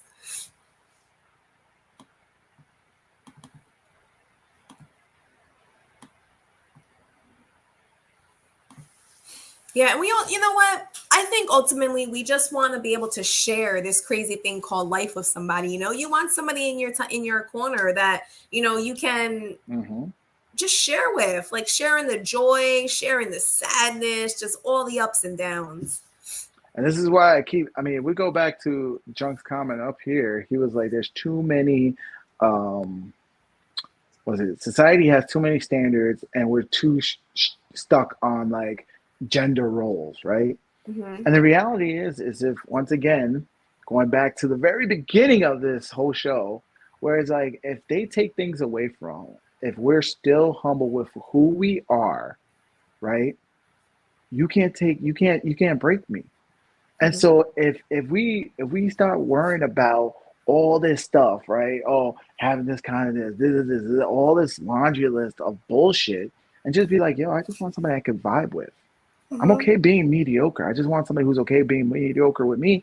I guarantee you're gonna find somebody a lot better than having a laundry list of like, especially with women, you gotta be 6 foot tall. You gotta be this. You gotta be. I don't understand that shit. Like, you're not. Listen, you don't have what it takes to get that super basketball player or that model or that actor. You think, listen, look at the people they're dating. You don't have that, because most of y'all are average. Most of the fellas out here are average. And that's okay. That's okay. You're just looking, listen, life kind of sucks. It has its moments, and you're just looking for somebody to go through that. In a nutshell,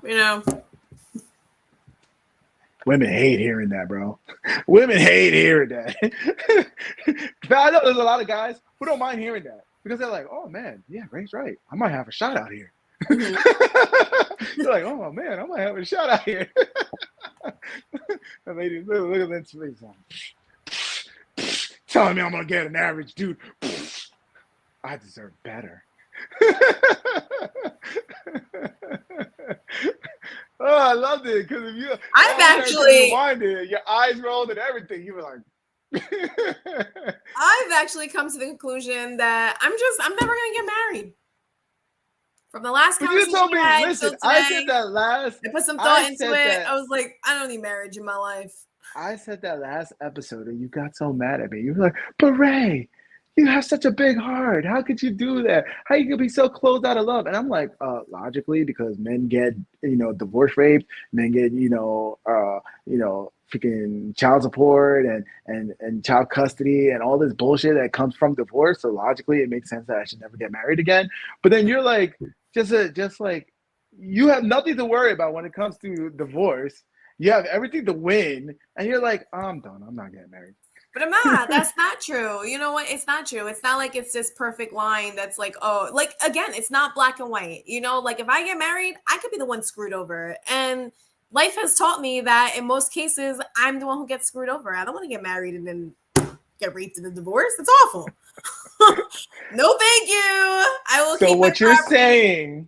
What you're saying is, due to the social construct that told you needed to be an independent woman, you've evolved to the guy, and now you're worried, and now you can't find somebody and be in a relationship. Whereas if you would have been that woman, you could have then been in a relationship and won in the end if it failed by your choosing. Because most divorces are enacted by women because they do win. They do win. That's statistics. Women do initiate divorce. So if you would have went against the grain and been a woman, you would have been in a better position right now because you could have been married and possibly divorcing his ass and getting half of everything. Not that I'm condoning that, but I'm just saying. He said, "My bad. I didn't mean to turn the episode relationshipy, but I had to ask y'all that Junk, question." You're good. Thank you. It's nothing but love, man. Thank you for coming on. Thank you for watching. Thank you for providing content. You don't know how much this means to us when we can engage with somebody providing content. We know that we're doing this because right now I'm just looking at a screen, right? And with the words on the screen, that lets me know somebody's rocking with us, somebody's vibing with us, somebody wants to hear what we got to say. Because other than that, I'm just a guy sitting in my house talking on YouTube too with my sister. But I love it. I love it. I look forward to these shows, and I love it, man. So thank you. Thank you for just watching and just providing feedback. Lynn, you got anything to say? Said, wait, I'm gonna pop it up. Salute. Great episode as always. Thank you. But you know what I love about interacting with Junk is that he takes our stuff and he actually applies that. Mm-hmm. Like he's out here. He was like, "Yo, the other day, I had a conversation. She didn't like asked that question." Junk actually was out here. He was like, "Yo, I asked her how many bills she got. What's her debt?" Yeah. So I like that he's like he listens and he applies. I like that. A lot of people are like, "Oh yeah. But he's over here. He's listening. He's applying. So salute to you, Junk. I like it. And hopefully, as we keep doing this, we get more people like-minded like this. That people are saying, like, look, I'm tired of how things are going. I'm tired of how, the dating scene is. How do we change it? And we start changing that stuff. Ask us anything. Ask away. Lynn got to show us all her Fortnite skins one day.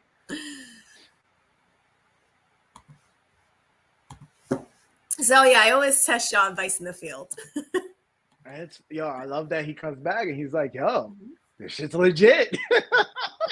No, he's making them mad out here. He's making them mad. Because he said, what was the first one was like, he was like at the bar. He was like, yo, what do you think about, what makes an alpha female? And of course, they said they gave you everything that they were programmed to say.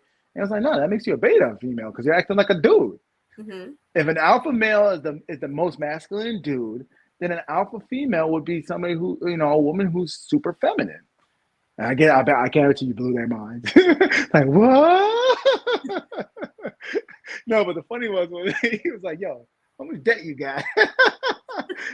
And she was like, blocked.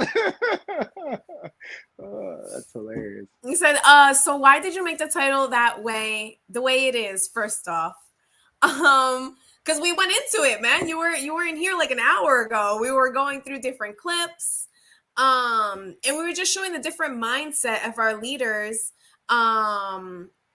which is in the U.S. and then what was the Prime Minister of Italy has like a completely different mindset, different way of looking at things. So it was really fun to bring up those two clips and see them side by side. And that was like the first talk about it. Like 45 minutes. And then Drunk had a question. And so we acknowledged it and we started talking more about it. So you caught us midway, man.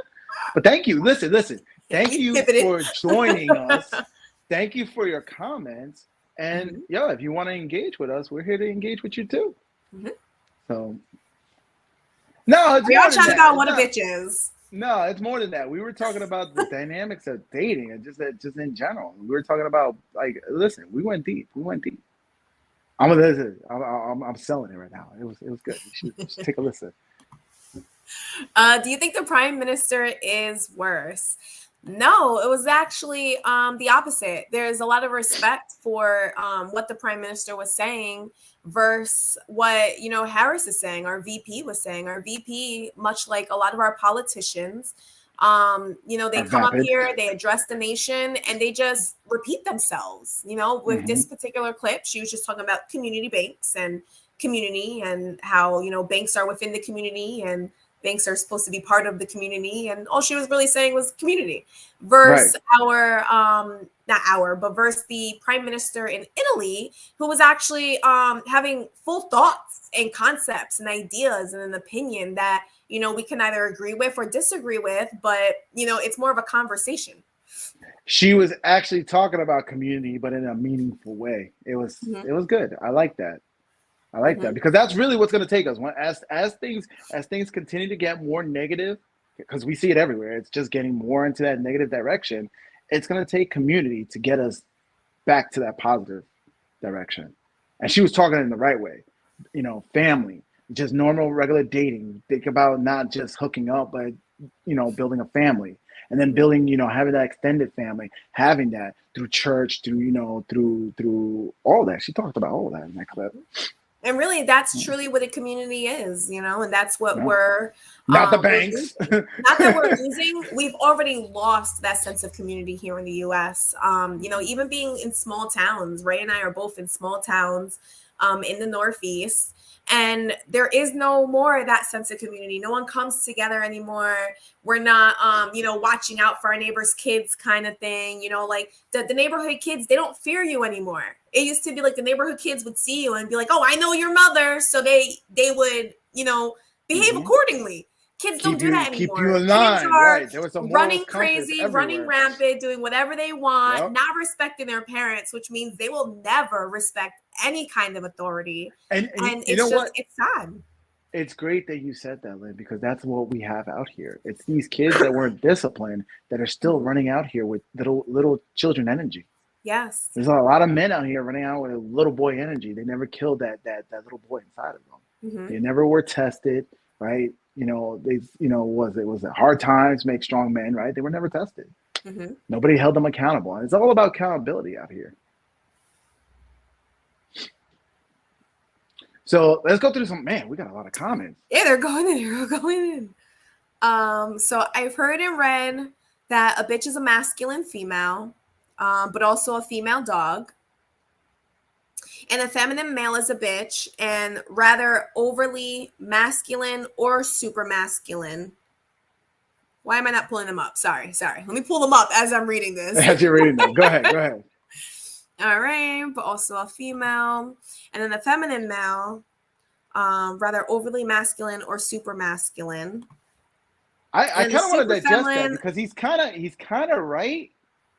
So he's saying that when a man's like, oh, she's such a bitch, it's because she's being too masculine. But then when a woman's like, that dude's a bitch, it's because he's being too feminine. Right. So that's really kind of, you nailed the terminology of a bitch, really. It's the you're being the opposite of what you're supposed to be. So kudos to you. Yeah, Drunk with the support. He said, if you're watching, hit that like button. Oh, thank you. Yo, Drunk, thank you, man. You're a brother, man. Thank you for helping us and supporting us. Thank you so much. So there's a topic for a future episode is Udoko. I mean Udoko situation. If you want to write that down, we'll talk about it. We'll do some research. Lynn, you got that? I'll find a clip and we'll do it maybe for Thursday. So he was a Celtics coach who got suspended for a year for internal relationship drama. I think y'all would have some interesting takes on it. Okay, perfect. We got a topic for the next show. Beautiful. All right, so we all have a right to possess anything. Says that he heard, I guess, the difference in what the term a bitch is used for from a Joe Rogan. I like that though. I honestly, listen. I know that the term bitch is, frowned upon, and it's mostly, by feminists because it's a bad connotation. But you're right. Like I got, man, I'm around a dude and he's acting, I'll be like, yo, you're acting like a bitch, bro. Right. I'm like, yo, you're acting like a bitch. But yet when you go and you call a woman a bitch, it's because she is being masculine. It's like that's like when a man, because listen, women know how to be very manipulative. They know how to be passive aggressive. They know how to be manipulative. They know how to get into your head, right? And they know how to play head games. And with a man, like, we don't know how to understand that. right? We're like men, we're caveman. I will fight you. So it's like when a woman does this like mind games, right? To get it in, they use their mutant powers. We're just like, you're such a bitch. It's like, and she's like, oh no, you did it. But that's what she wanted. She wanted to get that out of you, right? She wanted to get that because we don't know how to convey that. So we got to learn how to call out the manipulation, their game. Lynn's laughing because she knows exactly what I'm talking about. She knows exactly what I'm talking about. Well, so he's also confident. He's like, he also calls his good friends bitches. And it's true. He can be like, yo, that's my bitch. Like, it's a thing. He said we could be tough as hell and often are very protective of their puppies. I didn't know that. Listen, there's a lot Where are the feminists complaining about rap using the word bitch and not just women to describe themselves? And this is a good point where all of your isms and all of your movements are full of shit because they won't call out things.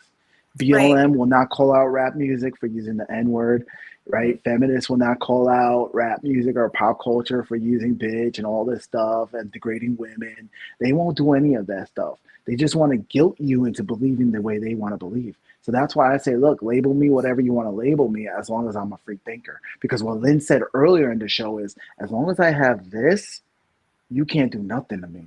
Right. And I took it one step further and I said, as long as I have this and my heart and my soul, yo, I'm free. You can take whatever else you want to take from me, bro. I don't care. I don't care. So yeah, that's a perfect example. Yeah, how they get away, double standards. It's a perfect example of double standards. And that's everywhere. And that's what we got to start calling out, the double standards. Because it's like, look, how do you want to make a big commotion for this, but you won't make a big commotion for that? So that just negates your whole action. That negates everything you do. For example, with the whole politics right now, right? They're making a big stink about January 6th because it was a right thing, right? And they're not making a whole big deal about the Summer of Love and all the burning down and all the protests, right? After George Floyd. Why? Because it was a left thing. So that's a double standard. So many businesses broken into, burning. How about the occupied freaking Seattle? Remember that? When they had that little town? And then whatever the stupid name they gave it? It's like, yo, so it's a double standard. So at some point when I see a double standard, I don't believe any of that shit. So when I see January 6th, I'm like, you're just you're grandstanding. You're just making a big deal about it. Oh man, we got a lot of comments. I gotta take a pause when I'm ranting so you can read through the comments because they go hard. So Jung said one last thing. I was thinking about why I don't like girly girls, and it's because everybody sees her like that. But women who are not soft like that only see that side of her. So wait, one last thing from me. I was thinking about why I don't like girly girls. It's because everybody see her like that, but women who are not soft like that only I see. Oh shit, I didn't mean to. Right. So it's like, it's one thing for somebody like a girly girl to be super like needy and super, oh my God, save me. On the outside, it's another thing to have a woman who seems put together, and then you get to know them and they allow their softer side to be revealed. They allow themselves to be, vulnerable in your presence because they do feel safe with you. And also, one thing that Lynn said earlier is like, I don't know, I appreciate a woman who hasn't been jaded by life, who's still kind of somewhat optimistic, who still got like the twinkle in her eyes kind of deal. Like I like that. And maybe that's why, I gravitate towards younger women, because older women that are my age are jaded. They've been hurt. They've been hurt. And I get it, but I'm not the one that's trying to put them back together. It's like, I'm not. I put myself back together. I've been hurt and I did the internal work to put myself back together. I'm not trying to deal with that. Right. So I do want to go out here. If I'm going to commit to somebody, I want somebody who has the twinkle in their eyes. Because then that makes me want to have the twinkle in my eye, and then I know we can make it work. So he asked, do you support the UNCF? Right. There's no different pronunciation of the word in UNCF. You don't mind if I mention it, right? You don't even know what it is. And then Chuck was agreeing with you, Lynn. Yes. Exactly. But we all thank you for joining. Thank you for providing some comments. You have some great feedback. Hopefully you'll give us a subscribe, and you'll come join us next time. Because this is what this show is all about. We're all just trying to have an open discussion. We're trying to call out the craziness that's out here, and we try to do it through positivity. Because I'm a firm believer, because I've seen it in my life, that once you live your life with positivity, things starts to change. Oh, United Negro College Fund. Okay. Yeah, I'm Googling it over here. Like, oh, what are we talking about? Okay.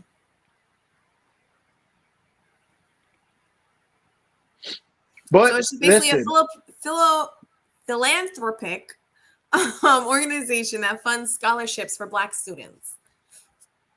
So going back to what we all said earlier, as far as like feminists taking ownership of that word bitch, and then BLM having their issues with the N word, I say that it's because it's a sense of power. Because once again, they can use it in their own community. I guarantee there's feminists out there that call each other bitches and all this stuff, or they'll use it against somebody. But it's just that whole sense of power. It's that power over somebody. It's like, hey, look. And you got to remember that this is what all these movements are about. It starts with equality. They reach the equality, and then they keep it going because they want the power. Mm-hmm. They just want to have power over somebody. So when you ask, like, what is feminists really fighting for today? Because, listen, we have equality in the workforce, right? There was a study that showed that internally in Google, like, for example, men were being paid less than women. So there's no such thing as the page gap, the wage gap, right? There's not. What are women fighting for nowadays? It's just power. And you see that power. You see that power in something like She-Hulk on Disney, one of the biggest company, one of the biggest entertainment, the show is just toxic femininity. It's literally every episode they can easily just bash men and nobody's calling them out for it. And if they do, they're like, oh, you hate women. Mm-hmm. So that's literally the power. I can do something and I can get away with it. So that's where all of this is stemming from.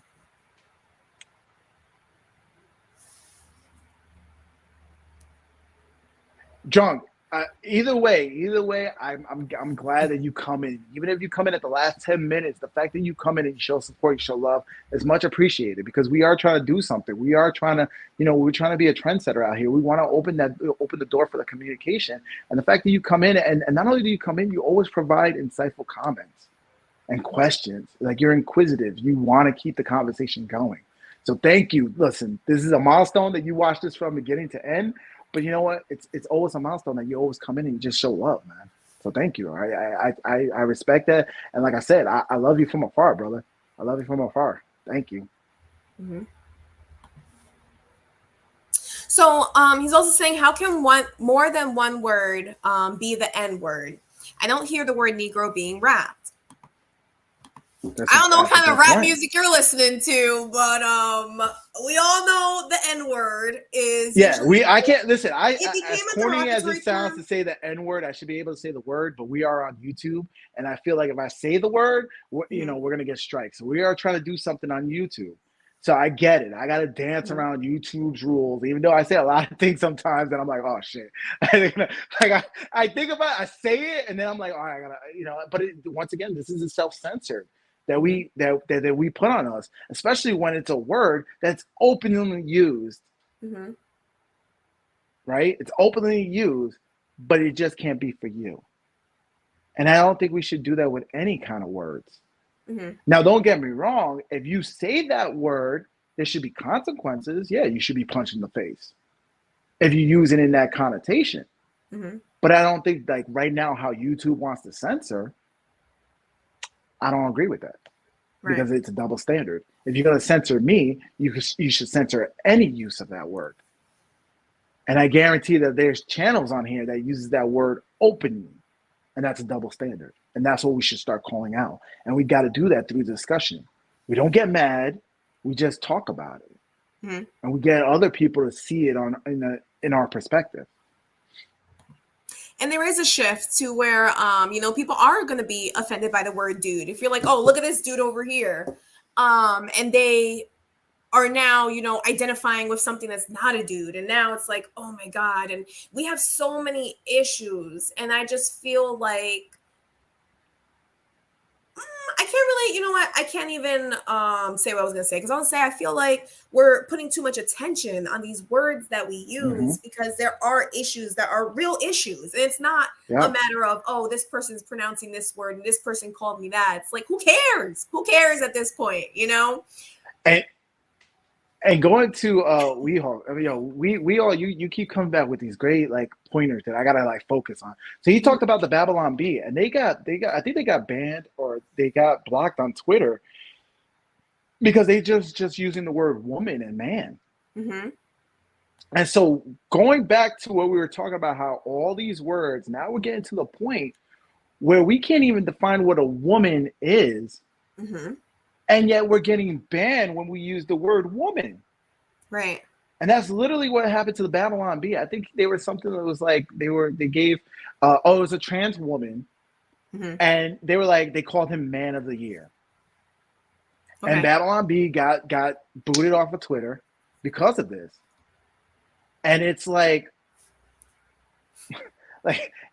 it's this weird clown world we're living in, where it's like we're governed by sensitivity. And I feel like we need to, as a society, we need to toughen up a bit. Like I was made fun of when I was a kid, and I was like, yo, what's wrong with me? Why are you making fun of me? I've been friending my bully. To this day, I'm friends with my bully. You know, and when I went into the Marines, that was one thing. Like we were just always constantly making fun of each other.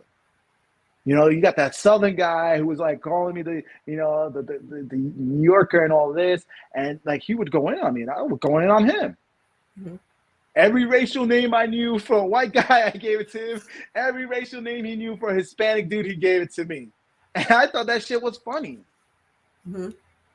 But you can't do that nowadays, because not only is it that like, oh, it's the power of sensitivity, but it's also like, if you're not sensitive, we're gonna cancel you.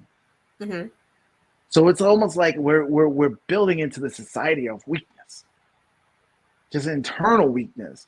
And it's crazy. Is like they want you to believe that the ones that are the weakest and the victim are the ones who have the power.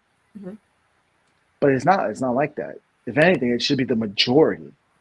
And I guarantee when more people start talking like this, more people are going to come around here and be like, nah, yeah, you're right. I don't want to be like that. I don't want to. No. Think about it. Think about all the troubles we're going into right now, right? From 2020 in the election, and now look at high inflation, high gas prices, all because they didn't want a guy who says mean tweets. That's it. Because he already proven, like when he got into office, they did the whole Russia hoax, they did all this stuff, they tried impeaching him for bullshit, all this stuff, right? They had the CNN and all this on their side. And it was all because he did mean tweets. Because he talked just like all of us talk. And it sucks that we're getting to a point where we question everything that we allow out of our mouths because, we might hurt somebody's feelings, you know? Like we come from a generation. It's not even about hurting feelings. It's not even about hurting feelings. I'm like watching what I say now because of the censorship. Let's get that clear. Well, no, but that's on here because we're being censored. But in general, you know, we're getting to a point where you have to second guess how you're saying things. You know, it's as simple as, oh, this guy, this girl. You can't use basic pronouns anymore because people are gonna get offended. They're like, oh my God, how could you call me that? Are you serious? How many times, you know, do you see somebody's kid running and they're like, oh, your daughter is so cute. It's like, oh, my son, yada, yada. Who cares? It's a complete stranger. Who gives a shit? I care that my children are safe at night, that they're fed. You know, like things are important. Making sure that our neighbors are safe. Our neighbors have food. That's not something we worry about. We worry about, oh, well, our neighbor's hanging a flag outside. Who gives a shit, man? And what are we doing? But you say the flag, and look at how bad it's gotten with the flag. So it started with like, okay, the Confederate flag is bad, and me, you know, as one of the things I when I was in the Marines, You know, I spoke to the guys who were from down south and the Confederate flag, and they were like, "Look, it started as something bad, but it's still like our history. Like I don't see it as that." And I was like, "Okay, I respect that." So I don't get bothered by the Confederate flag, because most of the times those people they could be waving that flag, and I'll talk to them and they'll treat me like a human being, and that's all that matters to me. It's like look at me as me as an individual, and they'll talk to me. They'll be respectful. They'll listen, and they'll have that flag. Mm-hmm. But people see that flag and it evolved to now it's bad. To now it evolved to the U.S. flag is bad. And being patriotic and have the American flag, you're labeled as a racist. And I don't understand that. Like that to me, irate. Like I'm irate by that shit because I am very patriotic. I love America. I love the opportunities I had here.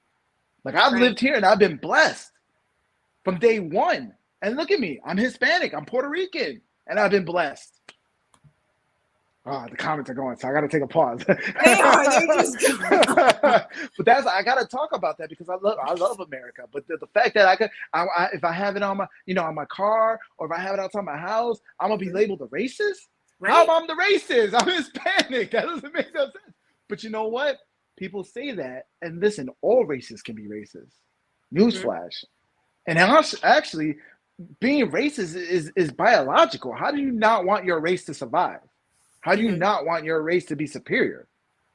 Like, so Hispanics could do that, right? Blacks could do that. Indians could do that. We could all say, "Yo, it's my race," and yay, my race. But the second whites do that, now they're racist. Double standards, and this is the shit that I want to keep calling out because it doesn't make any sense. Right. It doesn't, and it takes people like us, like drunk, to call out this nonsense. We got to be the voice. We got to talk about against that because, like especially like the word Latinx. I hate that term.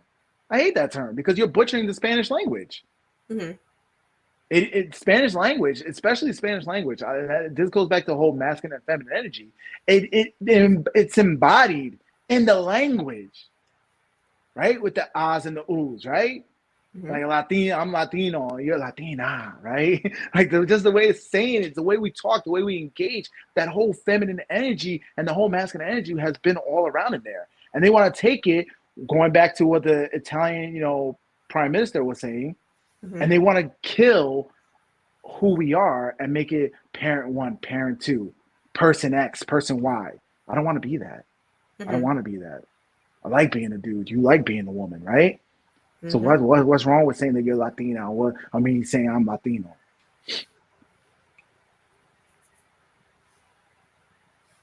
Sorry, I went on a rant. I got fired up here towards the end. We're like about to close, and I got fired up. Yeah.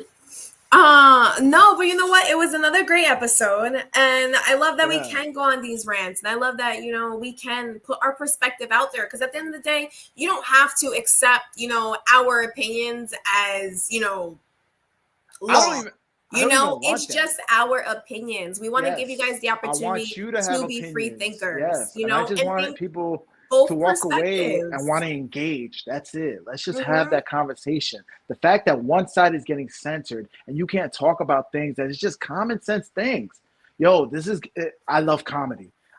We all had Ollie G. I love watching Ollie G. That won't fly nowadays. You can't have a comedian like that. You can't have a creative person like that nowadays doing things like that. And if he does, the most recent Borat, the only way he could do it is if he's making fun of what? The right. And I'm tired of this nonsense. Or he's making fun of the church. Like, I'm tired of that. I think comedy has we need comedy because it has a foundation of truth to it. And so we need to be able to laugh at the things that are making our lives complicated. But when you laugh, you bond. So when I was in the Marines and we laughed, I was like, yo, you're my brother because I could fuck with you and you're not sensitive. We laugh about it.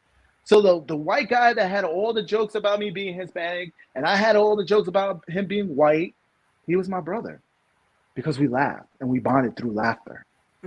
And that's like, well, we're losing that in society. It's too sensitive. And I'm tired of it. I'm sick and tired of it, man. All right, guys. We all thank you for joining. We can't go through all your comments right now because we're going to wrap up here. but please feel free to jump back in. Yes, Lynn wrote that down. We're going to do it for the next show. Please feel free to jump back in and keep with the discourse. Let's keep this conversation going. Because you jumping in, you get to say your piece, but you also feed us with content. So we can run off of that, and we're going to build this together. We're going to build this counter culture, and we're going to keep the discussion going together. Yeah. So, and honestly, we want everyone to feel welcome. We want everyone to feel like, they have a voice and their opinion matters, because ultimately, your opinion is just, you're formulating your thoughts when you create your opinions. And, that takes your personal brainwaves, it takes your creativity, your imagination. So for all of us to be able to say like what our piece is, that's how you actually get somewhere. That's how you have a conversation. You listen to both sides. And I like that, we have this platform where we can listen to both sides. And, hopefully we're just opening minds and making people, think twice before they say, hey, like, this is black and white. It's the end all be all. Like, no, let's mix around some colors and get some grays in here, guys. Exactly. We love you. Stay positive, stay hopeful, stay thinking about the fact that every single day is an opportunity. And it's a choice, every single day you make the choices that you make. And I hope that you're making them with good intentions at the forefront. Stay positive. That's all I got to say. Love you. And we'll see you on Thursday, guys.